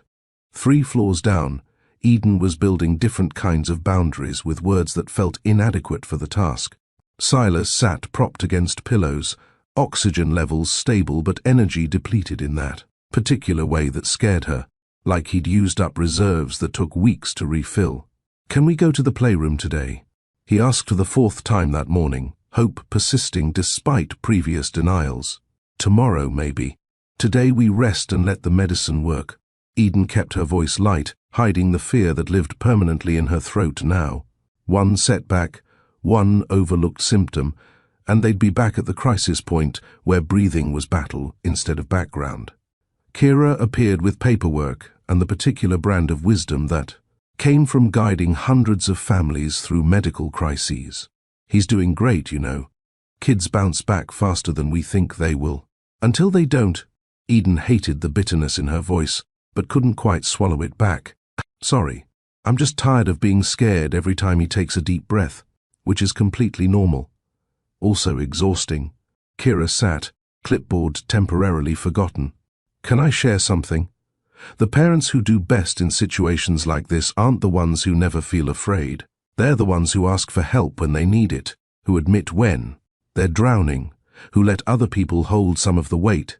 Eden thought about Hunter 3 floors up, about the conversation they'd had that rearranged 7 years of certainty into something more complicated and honest, about how she'd spent those years choosing independence over vulnerability, building a life where needing nobody felt like strength and asking for help felt like failure. What if asking for help just means more people to disappoint you? The question came out smaller than intended, more honest than safe. What if it doesn't? Kira countered gently. What if some people actually show up? What if you've been so busy protecting yourself from potential disappointment that you've guaranteed loneliness instead? The words landed like stones in still water, ripples spreading through assumptions Eden had built entire philosophies around. She'd made independence her religion, self-sufficiency her salvation. But sitting here watching Silas struggle to breathe, she couldn't escape the truth. She was terrified, exhausted, and desperately wanting someone else to share this weight. Later, when Silas napped and the afternoon light painted everything temporary gold, Eden found herself texting the number Nova had provided for coordination purposes or emotional crises, whichever comes first. The response came quickly. He's awake, stable, and terrified in exactly the same ways you probably are. Perfect conditions for meeting his son. If everyone's ready. Eden stared at the message, thumb hovering over reply options that felt simultaneously too soon and too long delayed. This was the moment. The one where theory became practice, where possibility became real, where she could say no and buy more time to build walls that felt like safety. Or she could choose differently. Choose honesty. Choose the hard, brave thing her son had reminded her to do. "Give me an hour," she typed. "I need to prepare Silas. And myself." What lesson is this pointing to? Presence, communication, or courage? Comment your guess. And if you're new here, subscribe to Mr. Steele Rich Stories. We drop powerful, true-to-life stories weekly. Upstairs, Hunter was having his own preparation conversation with Bradley, who'd been tasked with making him presentable for fatherhood while maintaining medical protocols. "You can't take the 4 out," Bradley said firmly, anticipating arguments. "Or the heart monitor. Or pretend you're not recovering from a major cardiac event just because you want to make a good impression. So I'm meeting my son while looking at a science experiment. Great first impression. You're meeting your son while taking care of yourself, which is actually a better impression than pretending to be fine when you're not." Bradley adjusted the portable monitor with practiced efficiency. Kids care less about tubes and wires than you think. They care about whether you're paying attention, whether you're honest, whether you show up. Everything else is just scenery. Show up. The phrase had been haunting Hunter for days now, ever since Eden said it in the family lounge. He'd spent 7 years being productive, efficient, successful, everything except present, and it had cost him everything that mattered. His phone buzzed with Eden's message, "Silas wants to meet you." But slowly, carefully. He's fragile right now, physically and emotionally. "Can you do it slowly and carefully?" Hunter typed back with hands that trembled slightly. "I can try. What should I know? What does he like? What scares him? What makes him feel safe?" The response came as a list. Space exploration, terrible puns, Lego architecture, strawberry. Anything being read to before sleep, knowing exactly what's happening medically instead of adults whispering around him. Small details that painted a person Hunter had missed becoming. A whole, human who existed because of choices made and unmade 7 years ago. He memorized them like prayer, these facts about his son who didn't to know him yet but might, if Hunter didn't mess this up too badly. Lauren returned with a small bag, her expression softer than her usual professional efficiency. Nova called. "Said you might want actual clothes instead of a hospital gown for meeting Silas. These are from your apartment. She has your spare key, apparently. She's used it before when I was traveling and needed something delivered." Hunter accepted the bag gratefully, finding clothes that didn't advertise his patient status quite so obviously. "Thank you for everything. For literally saving my life by calling the ambulance when I insisted I was fine. You weren't fine. You were grey and clutching your chest and trying to finish an email." Lauren's voice carried the weight of that memory. "I've worked for you for 6 years, Hunter. This is the first time I've seen you put something personal ahead of the company. It's good. Keep doing it." After she left, Hunter changed slowly, his body reminding him that heart. Attacks came with recovery timelines that didn't care about his schedule. The clothes helped, made him feel less like a patient, more like a person who might reasonably be someone's father. Bradley returned to help with the portable equipment, making Hunter mobile in ways that felt both liberating and humiliating. "Remember, 20 minutes maximum. Any sign of fatigue, chest discomfort, anything, we're done immediately. Your heart doesn't negotiate." "Understood." Hunter looked at himself in the small bathroom mirror, seeing someone who looked older than 41, more fragile than he'd ever imagined being. Do I look like someone a 7-year-old would trust? You look like someone who's been through something hard and survived it. Kids understand that better than you think. Silas has been through hard things too. You'll speak the same language. The walk to the elevator felt longer than any journey Hunter had taken, more significant than international flights to close deals, more weighted than any board meeting or investor pitch. This mattered in ways that quarterly earnings never had, never could. Nova met him at the elevator with a smile that carried both encouragement and warning. He's amazing, by the way. I stopped by to meet him while you were plotting with Lauren. Smart, curious, kind. Looks exactly like you did at that age, which is going to make denying paternity impossible even if you wanted to. I don't want to. Good. Because Eden's been raising him alone for 7 years while you were building empires. Time to build something that actually matters. She pressed the button for the 3rd floor. Be honest. Be present. Be the father you wished you'd had the chance to be 7 years ago. Everything else will figure itself out. The elevator descended, 3 floors that felt like crossing continents, like traveling through time to meet a future that had been happening without him. When the doors opened, Hunter saw Eden waiting in the hallway, her expression, carrying the same fear and hope he felt reflected in his chest. He's nervous, she said quietly. Asked about 10 questions about what dads do, whether you like the same things he likes, if you'll stay or just visit once. What did you tell him? That we'd figure it out together. That I don't have all the answers, but we'd find them as we go. Eden's hands twisted together, betraying nerves her voice didn't show. He's in room 314. I told him you're learning to be brave about your health stuff just like he's learning. That seemed to help. They walked together toward a room that held 7 years of consequence, toward a boy who existed. Because they'd loved each other once and communicated poorly and let silence become a story. At the door, Eden paused. He asked if you read books, build forts, and come to the park without looking at your phone the whole time, she said. Those are his standards for what dads do. Just so you know what you're walking into, those are good standards, Hunter said, meaning it. Better than the ones I've been living by. Eden opened the door, and Hunter stepped into a room that smelled like medicine and strawberry. Popsicles, where a small boy sat surrounded by pillows and monitoring equipment, watching the doorway with eyes that were unmistakably Hunter's own, grey like storm clouds, seeing everything, judging whether this stranger was safe or dangerous, or somewhere in between. Hi, Hunter said, the most inadequate greeting in human history. I'm Hunter. Your mom said maybe we could meet? Silas studied him with the serious consideration of someone who'd learned early that adults needed evaluating before trust could be extended. His gaze traveled from Hunter's 4 to the portable monitor to the careful way he moved, cataloging vulnerability with the expertise of someone who lived with his own. You're sick too, Silas observed, not quite a question. Yeah. My heart got tired from not taking good enough care of it.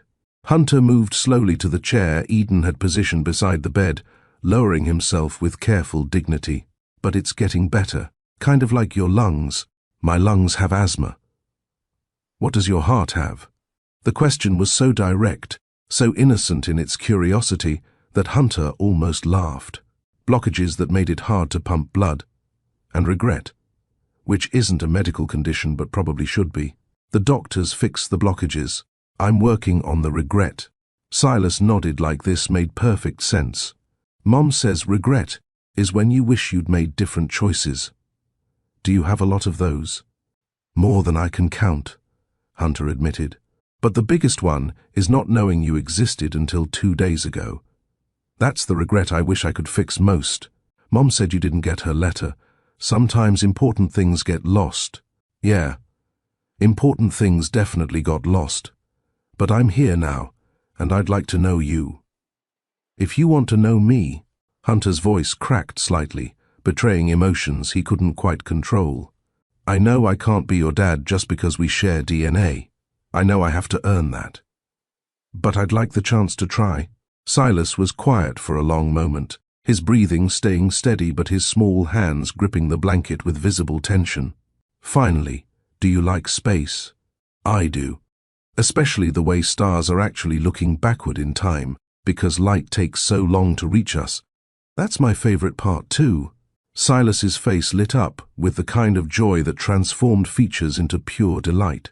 And how there are probably planets we can't even see yet because their light hasn't gotten here. And just like that, they were talking about exoplanets and rovers, about whether Mars colonies would happen in Silas's lifetime, about the James Webb Telescope images that looked like paintings of creation. Hunter felt 7 years of absence compressed into this moment, this conversation. This chance to know the person he'd helped create but never met. Eden watched from the doorway, seeing her son and his father discover each other in space facts and terrible astronomy puns, in shared curiosity and the particular magic of finding someone who spoke your language. Tears slid down her face unchecked. Grief for what they'd missed, gratitude for what they'd found, terror about what came next. Kira appeared beside her, offering tissues and a quiet presence. "This is what starting over looks like," she whispered. "Messy and beautiful and brave." Eden nodded, unable to speak past the emotion lodged in her throat. In the room, Hunter was explaining gravitational lensing, while Silas listened with rapt attention. And for the first time in 7 years, the family that should have been was beginning to exist. 20 minutes stretched into 40 before Bradley appeared in the doorway with a gentle knock. That interrupted a debate about whether black holes could theoretically be used for time travel. Hunter had forgotten about the portable monitor entirely, forgotten about the force still attached to his arm, forgotten everything except the way Silas's face lit up when explaining complex physics concepts he'd learned from library books. "Mr. Sloan, your heart rate's been elevated for 30 minutes, Bradley said quietly.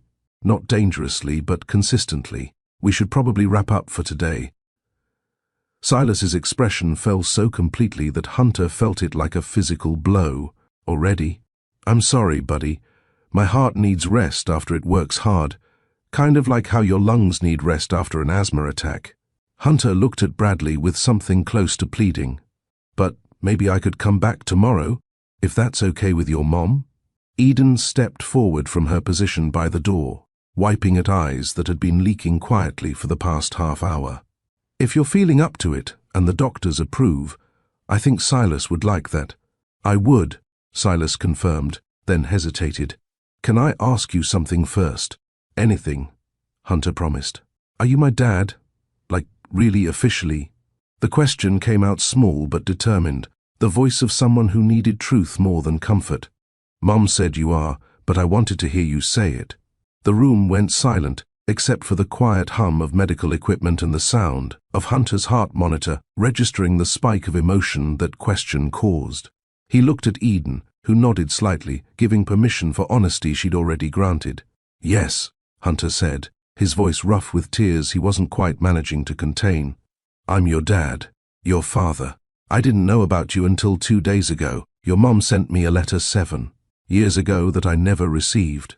But I would have been there from the beginning if I'd known.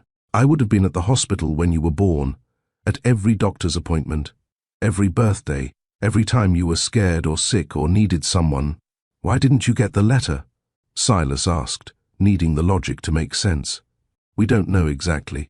It got lost somewhere between your mom sending it and me receiving it. Sometimes important things get lost in ways that change everything." Hunter leaned forward as much as his equipment allowed. "I'm so sorry I missed all those years, Silas. I can't get them back, and that's going to hurt for both of us probably. But I'm here now, and I want to be here for everything that comes next. If you'll let me—" Silas was quiet, processing with the gravity of someone making life-altering decisions.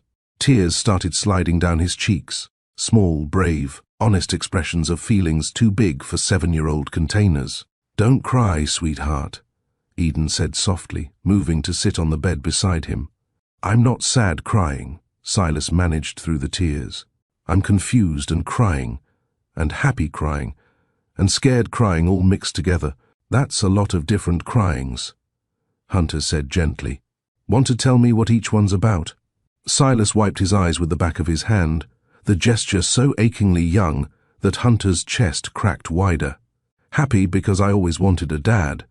Confused because I don't know how to have one when I never did before. Scared because what if you change your mind? What if you decide being a dad is too hard and you leave?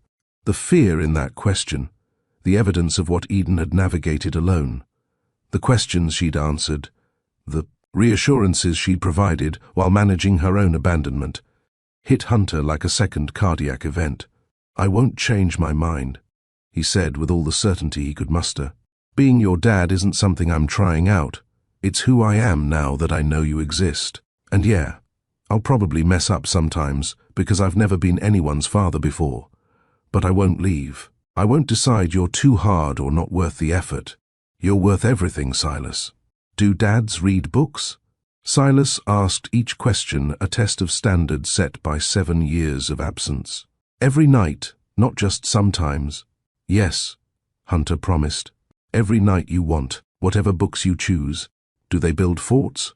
Real ones with blankets and chairs, not just buying fancy tents from stores?" "Absolutely. The more elaborate the better. Engineering challenges are my specialty.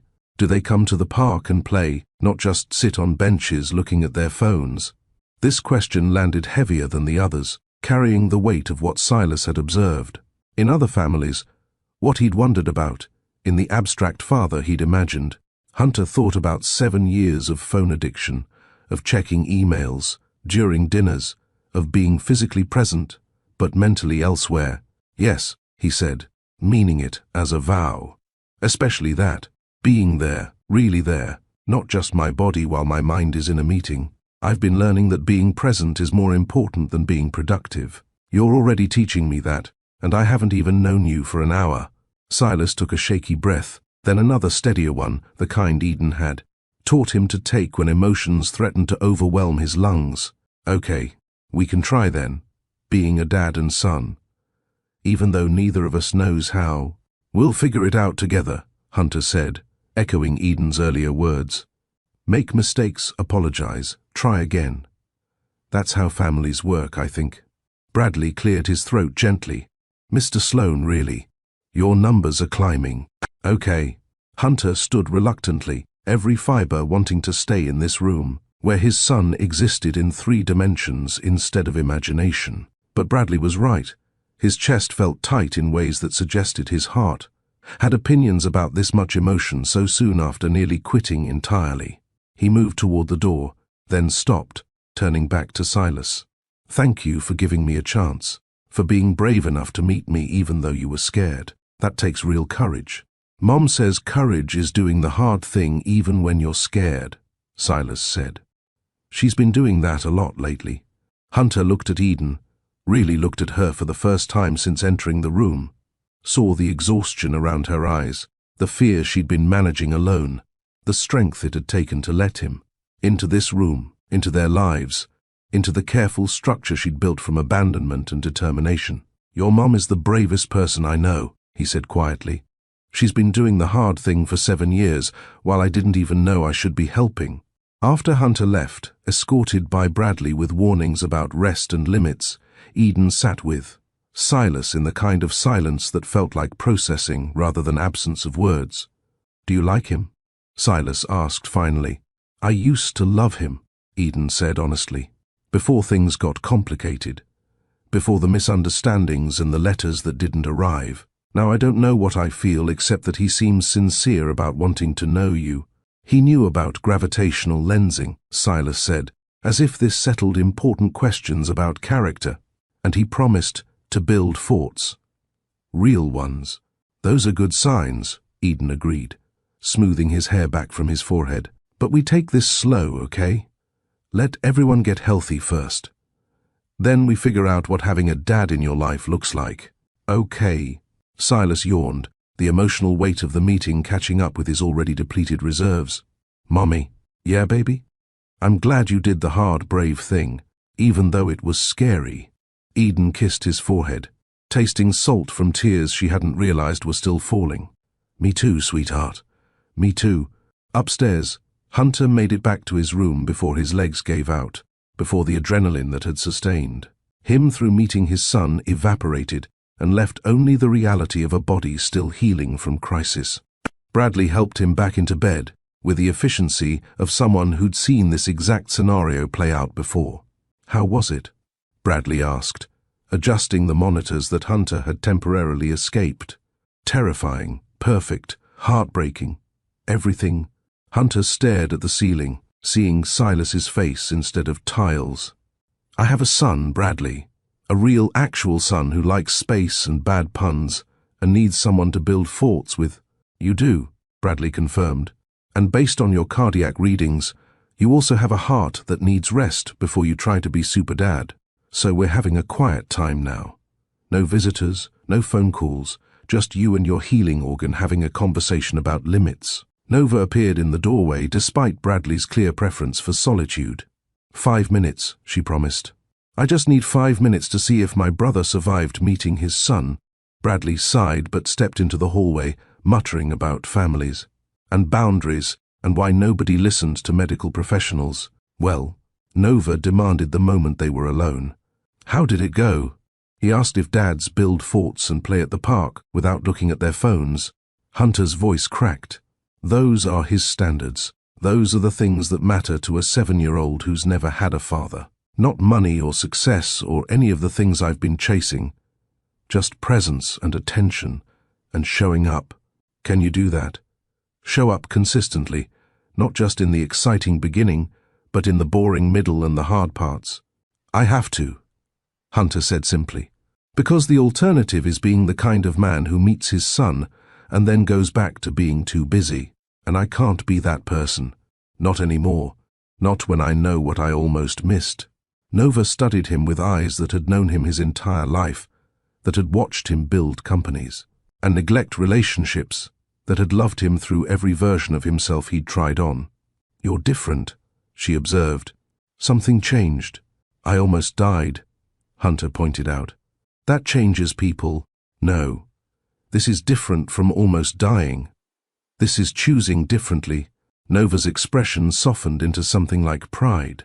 "You're choosing the hard thing. The presence over performance. The relationship over the resume." "I'm choosing my son," Hunter corrected. "Everything else is just logistics." After she left, Hunter lay in the dark of his hospital room, listening to the monitor track his heart's steady rhythm. Somewhere 3 floors below, Silas was falling asleep to the same mechanical symphony. His small chest rising and falling with the help of medicine and determination. Hunter thought about all the nights he'd missed, 7 years of bedtimes, of nightmare comfort, of stories read and songs sung badly. Thought about birthday cakes and first days of school, about scraped knees and small victories he'd never witnessed. He couldn't get those moments back, couldn't undo 7 years of absence or make up for all the times Silas had needed a father and had only his mother's fierce sufficiency. But he could start now.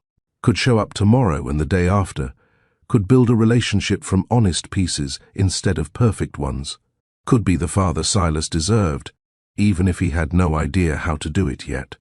His phone buzzed with a message from Eden. "He's asking when you can visit again." "Tomorrow, if you're cleared for it?"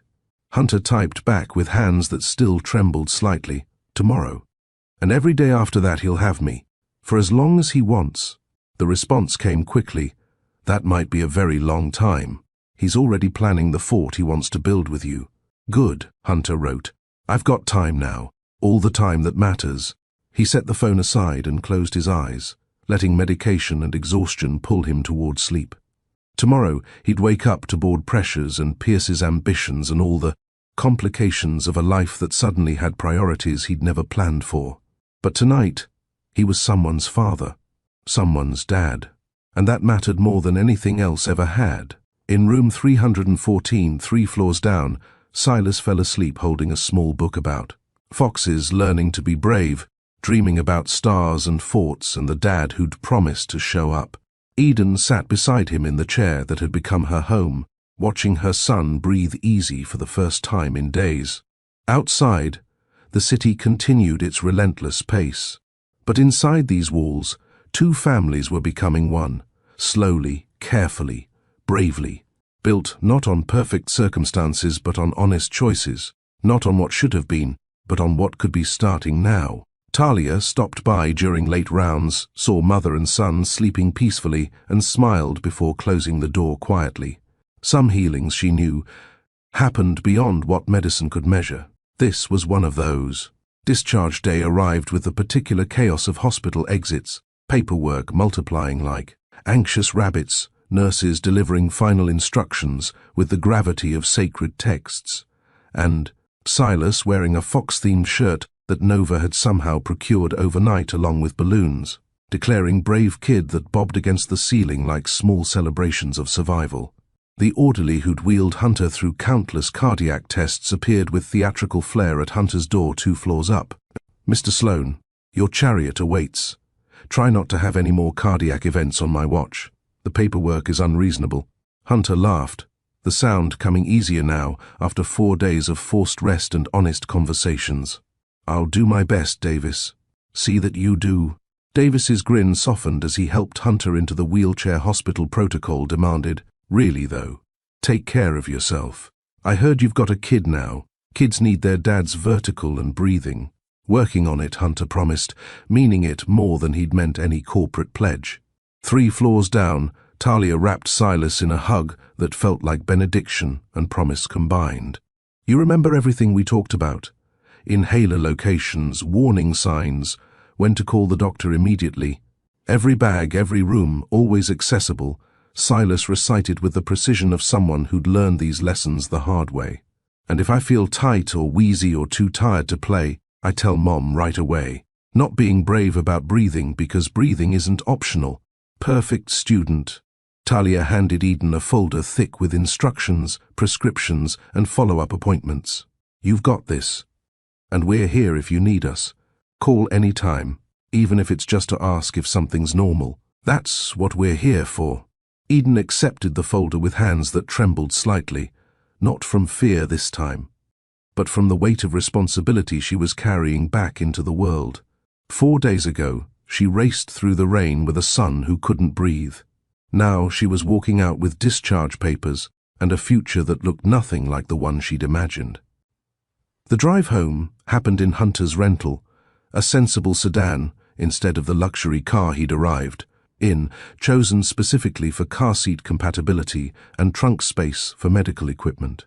Lauren had handled the logistics with her characteristic efficiency, delivering the car, along with installation instructions for the booster seat that now occupied the back. "Your assistant thinks of everything," Eden observed, navigating from the passenger seat while Silas provided commentary about every interesting cloud formation and construction site they passed. "She's kept me alive for 6 years through sheer force of will and superior organizational skills," Hunter admitted from the driver's seat, still moving carefully, still aware of his body's new limitations. "Though apparently keeping me alive now includes making sure I can safely transport my son. Her job description has evolved." "Does she know about Silas?" "Everyone knows. Nova told everyone. The board, the executive team, probably the janitorial staff. She's not subtle when she's excited." Hunter glanced in the rearview mirror at Silas, who was explaining the difference between cumulus and cumulonimbus clouds to no one in particular, but I'm glad she did. Tired of hiding what matters. Spent too many years pretending work was enough. Eden looked at him, really looked, seeing changes that went deeper than 4 days of hospital rest. Something fundamental had shifted, some priority restructuring that showed in the way he checked the mirror to smile at Silas instead of reaching for his phone at red lights. Hunter's penthouse had been transformed during his hospital stay. Nova and Lauren had conspired to install medical-grade air purifiers in every room, remove every dust-collecting surface that might trigger Silas's asthma, and stock the kitchen with things 7-year-olds actually ate. The balcony featured a telescope pointed at daytime sky with instructions for optimal nighttime viewing, and the guest room, now Silas, his room for whenever he visited, held more Lego than any child reasonably needed, and a bookshelf filled with space exploration guides. "This is temporary," Eden said, surveying the thoughtfulness with something between gratitude and panic, "until we figure out actual arrangements, custody schedules, legal frameworks, all the official stuff that makes this work long-term." Or, Hunter suggested carefully, setting down the bags he'd been carrying, "we could just see how it goes. Build the structure around what works, instead of forcing what works into rigid structure." Figure out what Silas needs and organize our lives around that, instead of the other way around. That's not how custody agreements work. I don't want a custody agreement that treats Silas like property to be divided. Hunter's voice was gentle but firm.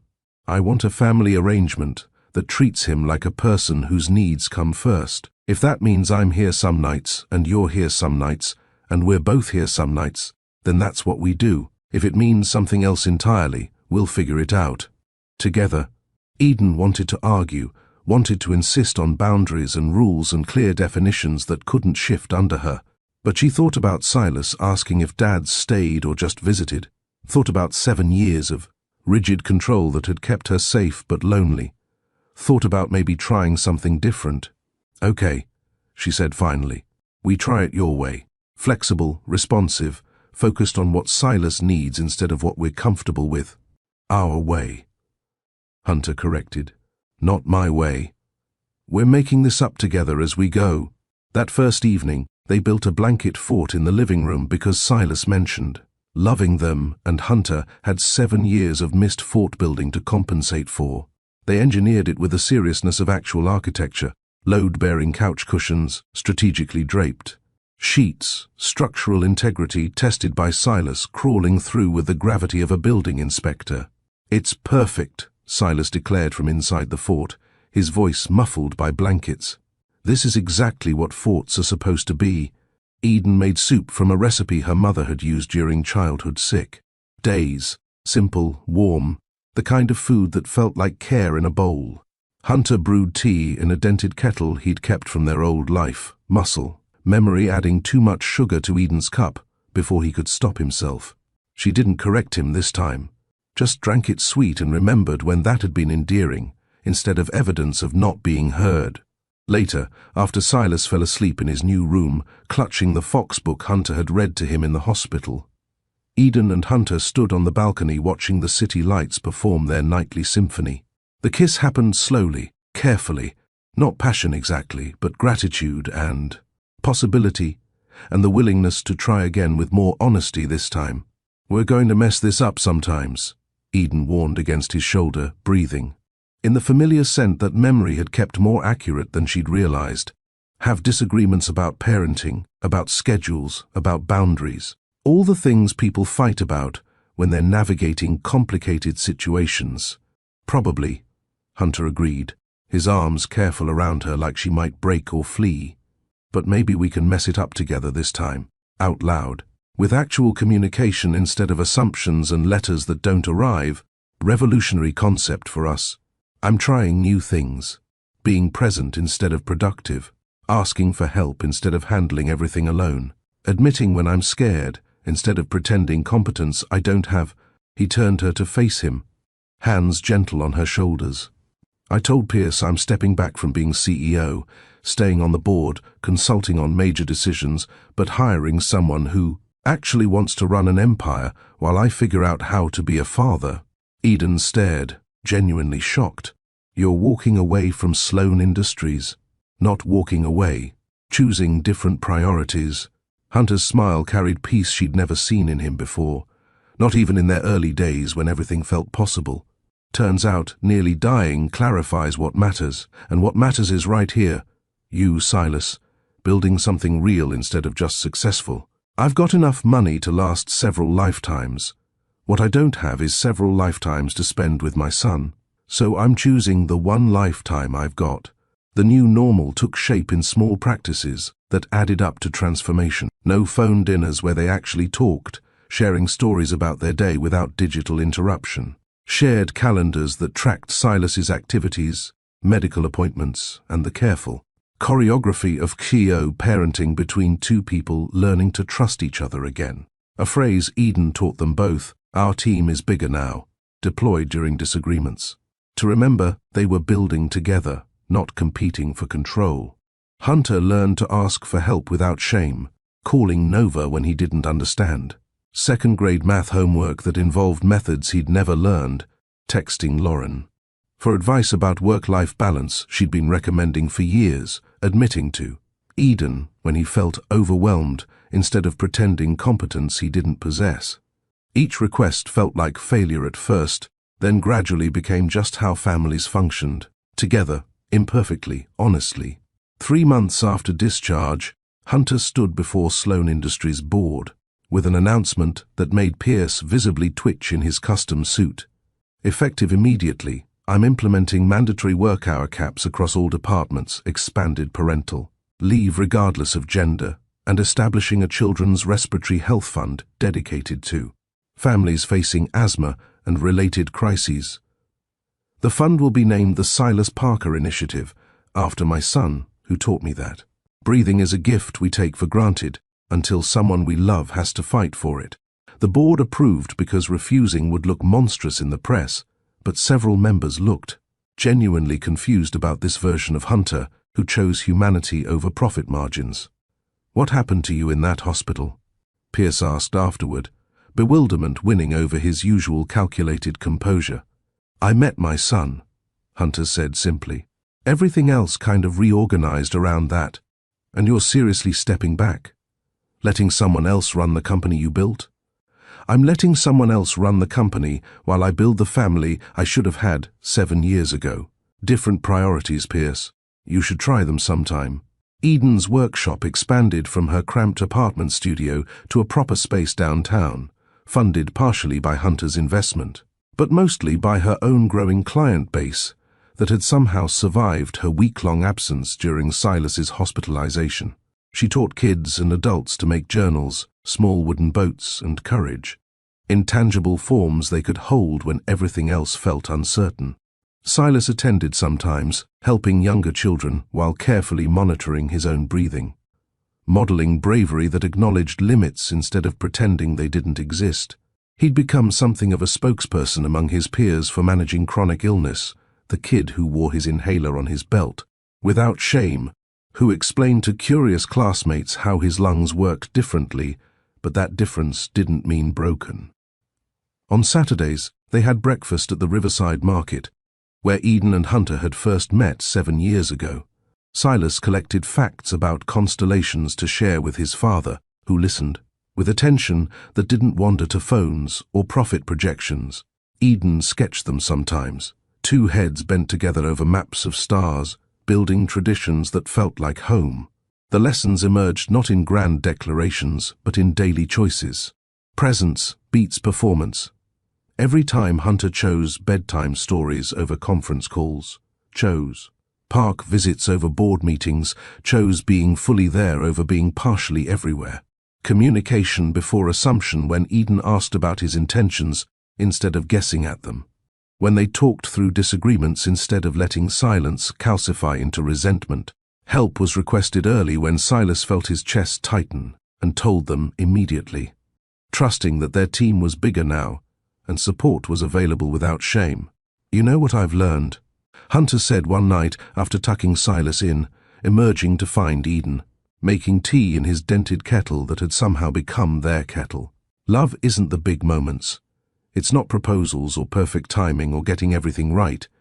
It's showing up consistently, being there for the boring parts, the hard parts, the parts that don't make good stories." "This made a pretty good story," Eden countered, gesturing at their life, the nebulizer on the counter beside the fruit bowl, Silas's artwork covering the refrigerator, 2 adults learning to build a family from honest pieces instead of perfect ones. "Fair point, but the story isn't the destination. It's just proof we showed up when it mattered." Hunter pulled her close, breathing in the familiar scent of her shampoo mixed with sawdust from the workshop. "I spent 7 years chasing headlines and quarterly earnings and market dominance. This is so much better. This matters in ways those things never did."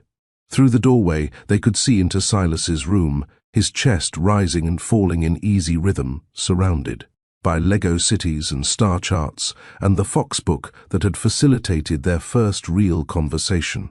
A boy who'd almost lost his breath, saved by a mother who'd chosen presence over panic. Met by a father who'd learned that hearts break from more than blocked arteries. Outside, the city continued its relentless pace, indifferent to individual stories of loss and recovery. But inside this home built from second chances and first truths, 3 people had discovered what actually mattered. Not the performance of perfect lives, but the practice of showing up imperfectly together. Hunter's heart beat steady now, monitored by cardiologists who marveled at his recovery and his commitment to lifestyle changes that put health over ambition. But the real healing, he knew, had nothing to do with medicine and everything to do with the 7-year-old down the hall who'd taught him that being brave meant asking for help, that being present meant putting down your phone, that being loved meant letting people see you fail and choosing you anyway. Nova visited often, bringing sarcasm and Fox-themed gifts in equal measure, claiming aunt privileges she'd been denied for 7 years. Lauren reported that the company thrived under new leadership that actually wanted the CEO position and all its demands. Dr. Caldwell scheduled annual checkups with continued threats about lifestyle choices and warnings that hearts didn't offer third chances. And somewhere in desk drawers, 2 letters remained as evidence of how silence costs more than truth ever could. How assumptions destroy more than honesty ever would. How small choices about communication could reshape entire lives. But that was history. This was now breakfast negotiations and homework struggles, park visits, where Hunter kept his phone in his pocket and his attention on his son. Small choices building big love, one present moment at a time. Presence over performance. Communication before assumption. Help requested early. These weren't revolutionary principles, weren't complicated philosophies requiring advanced degrees to understand. They were simple truths Eden and Hunter had learned the hard way through 7 years of separation, and 4 days in a hospital where proximity forced honesty they'd been avoiding. If this story moved you, hit like, share it with someone who needs hope today, and subscribe to Mr. Steele Rich Stories. Drop your biggest takeaway in the comments and turn on notifications so you never miss a premiere. Because every story here reminds us it's never too late to choose what matters. It's never too late to show up. It's never too late to build the family you should have had from honest pieces instead of perfect ones. Hunter's phone buzzed one last time, a message from the new CEO about quarterly projections. He glanced at it, then set the phone down without responding. Tomorrow was soon enough for business. Tonight was for family, for being present, for the life that mattered more than any spreadsheet ever could. Ready for bed? Eden asked, finishing her too-sweet tea without complaint. Ready for whatever comes next, Hunter said, meaning it. As long as we're facing it together. They walked down the hallway toward their separate rooms, still navigating what together meant, still figuring out boundaries and possibilities. But for the first time in 7 years, they were figuring it out together instead of apart, with honesty instead of assumption, with presence instead of performance. And that, they were learning, made all the difference.